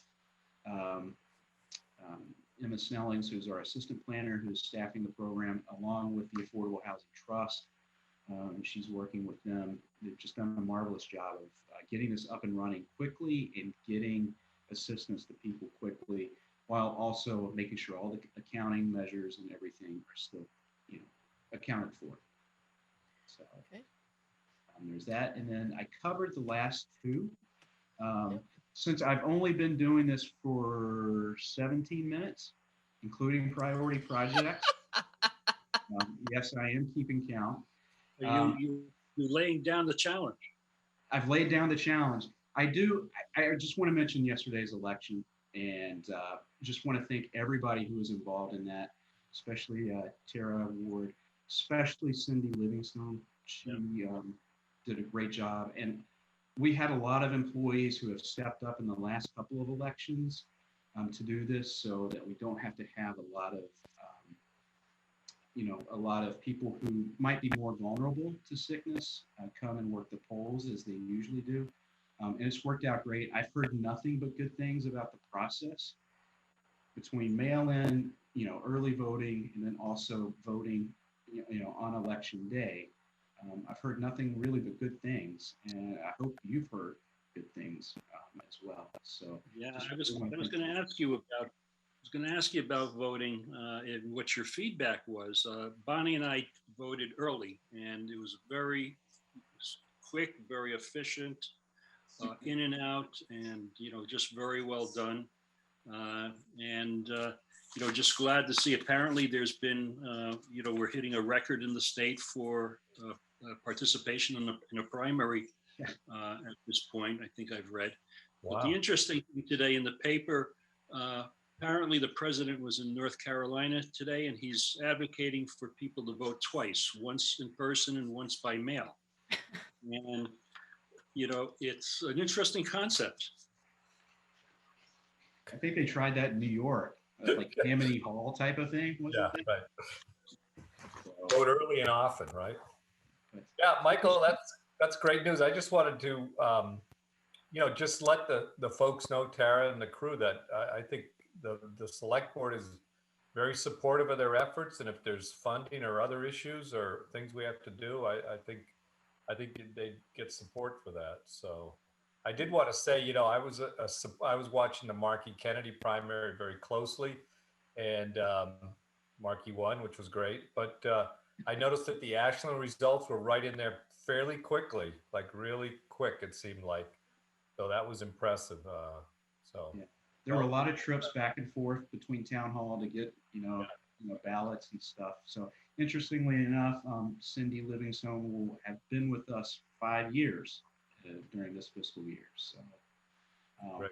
there's another person who will have been here 5 years as well. Actually, a few. Jen, Beth Reynolds, Megan. Wow. So, I know, time flies when you're having fun. Didn't Beth just start last year? That's what I thought. Pretty much. Yeah, no. I think she's been around a while. Yeah. Just a little. You gotta stop your meds. I know. I think All we right, had, that's it. Okay, that's it. We had a few. let's go to board reports, and can we be done by 10:15? Oh, yeah. 10 minutes? No Rob? way. $5. I'll start off. I have no board report. Ooh, that's good. There you Steve? go. Steve, all right. So a couple things. Number one, MMA this year, Mass Municipal Association, is going virtual. I don't know if you've read the latest I issue. had of not the seen that yet. Yeah, it's scheduled for January 21st and 22nd, which is a Thursday and Friday. They're going to be doing registration in October, so there's still going to be a registration and a fee to participate. But they usually put on a good show, so I think they probably do a good job in a virtual capacity as well. So just wanted to make note of that. I think we've all received an invitation to participate in Ashland's virtual table on September the 13th, sponsored by Ashland is United. I think it's a great concept. I noticed when I started the meeting, Bonnie was looking at the recipes to potentially cook for that event. So we've signed up for it. It sounds like a lot of fun. I do want to reiterate and again speak to the retirements of Dave Bowden and Barbara Thoresen. I think we should acknowledge that. I think we should certainly do citations for them, give them BS coins, and I would ask also for the office to reach out to the senator and the rep for citations from the State House as well. So Great idea. So let's see real quick. I want to move on. Next thing is, I think we should consider, and I'll request to put this on the next agenda, but a consideration to adopt the remote participation clause of Mass General Law. I know that the governor has suspended the open meeting law requirements at this point in time, but I think, given that, what we expect the future to be, I'll use Rob as an example. We may come back to live meetings, let's say in a couple months, who knows? So now we're meeting in a live setting, but Rob is unable to attend. There's no reason, if we were to adopt that clause, he could still participate and he could still vote. And, but I really believe that this is going to be the future anyway. And I think, we should get on the front end of this. It's our vote to adopt this. We don't have to go to town meeting. So I would ask to put it on the next agenda for a fuller discussion. Just one question, Steve. That doesn't only apply to us, it applies to all It's open committees to in every town, correct? Okay. Absolutely, yes. If you could put something together, Steve, and present it at the next meeting, that'd be great. Okay, super. And then the last thing, of course, I always like to end with thanking our first responders, the nurses, the staff, the human services folks in town for all of their work during these trying times. So thank you, and appreciate being able to give a report. Okay, great. Joe?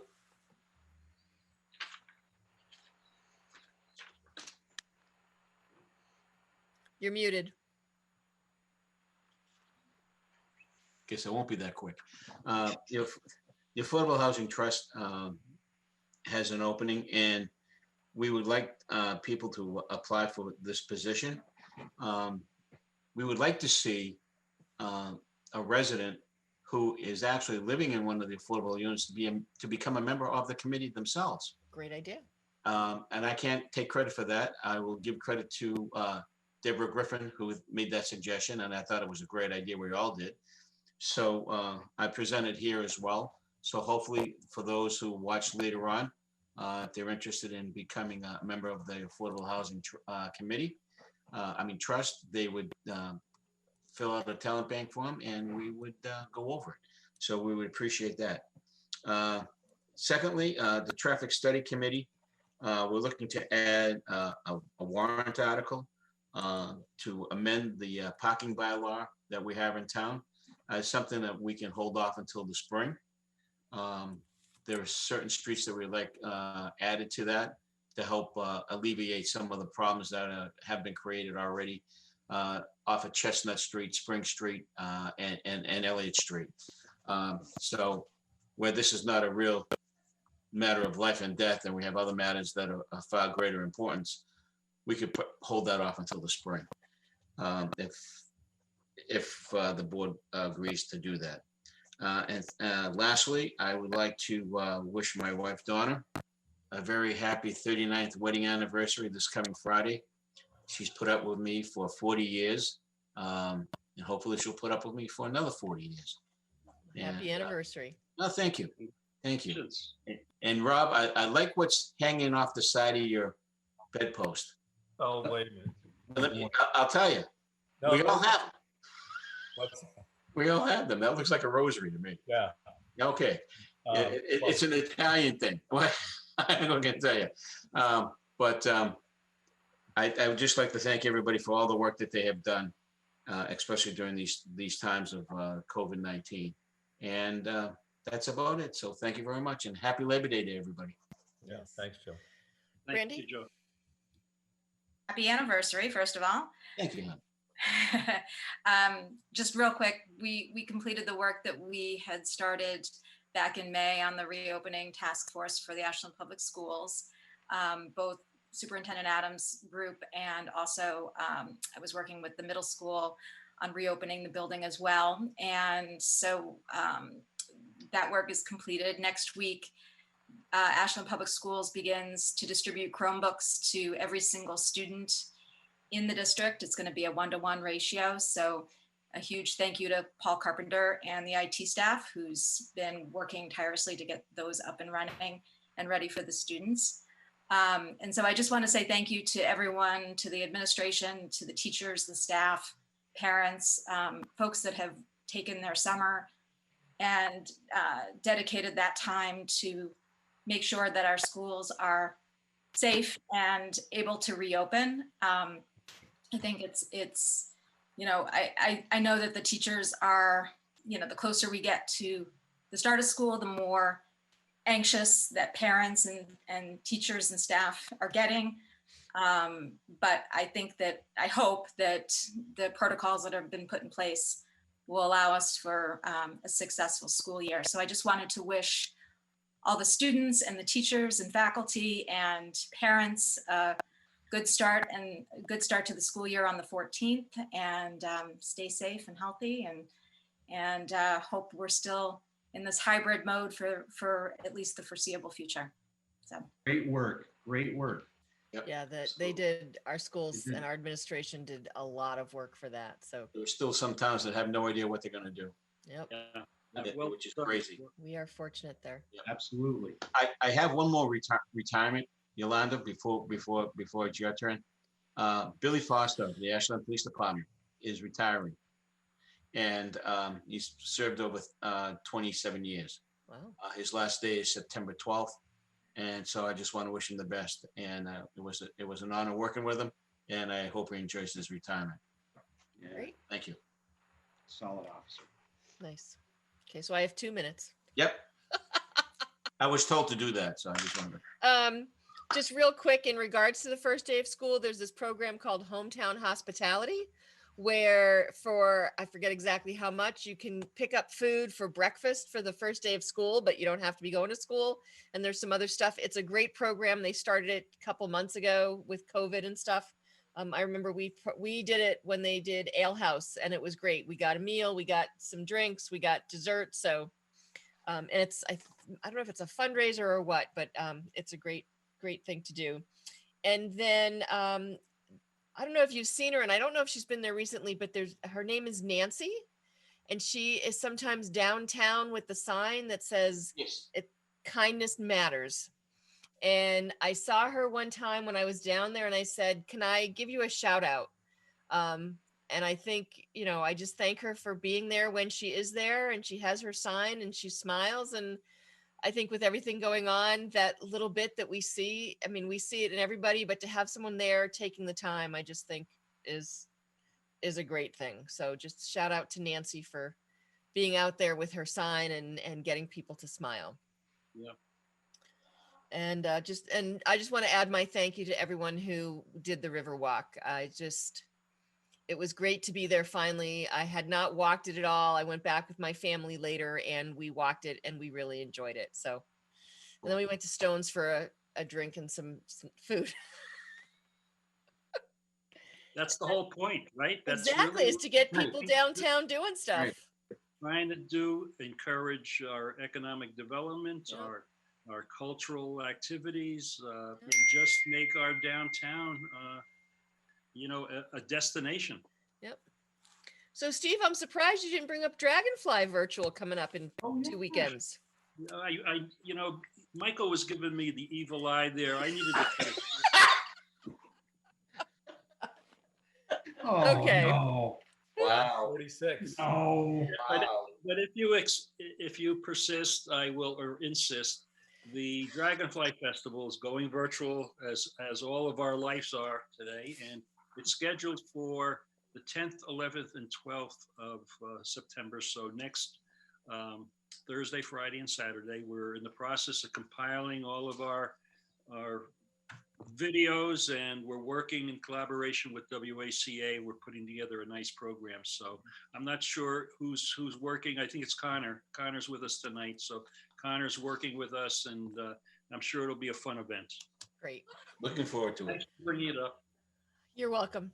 Well, I would just like to wish everyone a happy Labor Day weekend.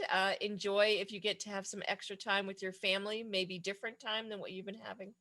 And our next meeting will be Wednesday, September 16th. Just so that you know, Paul Kendall has put out an information regarding ballot questions or something for public projects. And that's next Tuesday night. So I think he sent us an email about it. Just what we can do as elected officials to support the projects.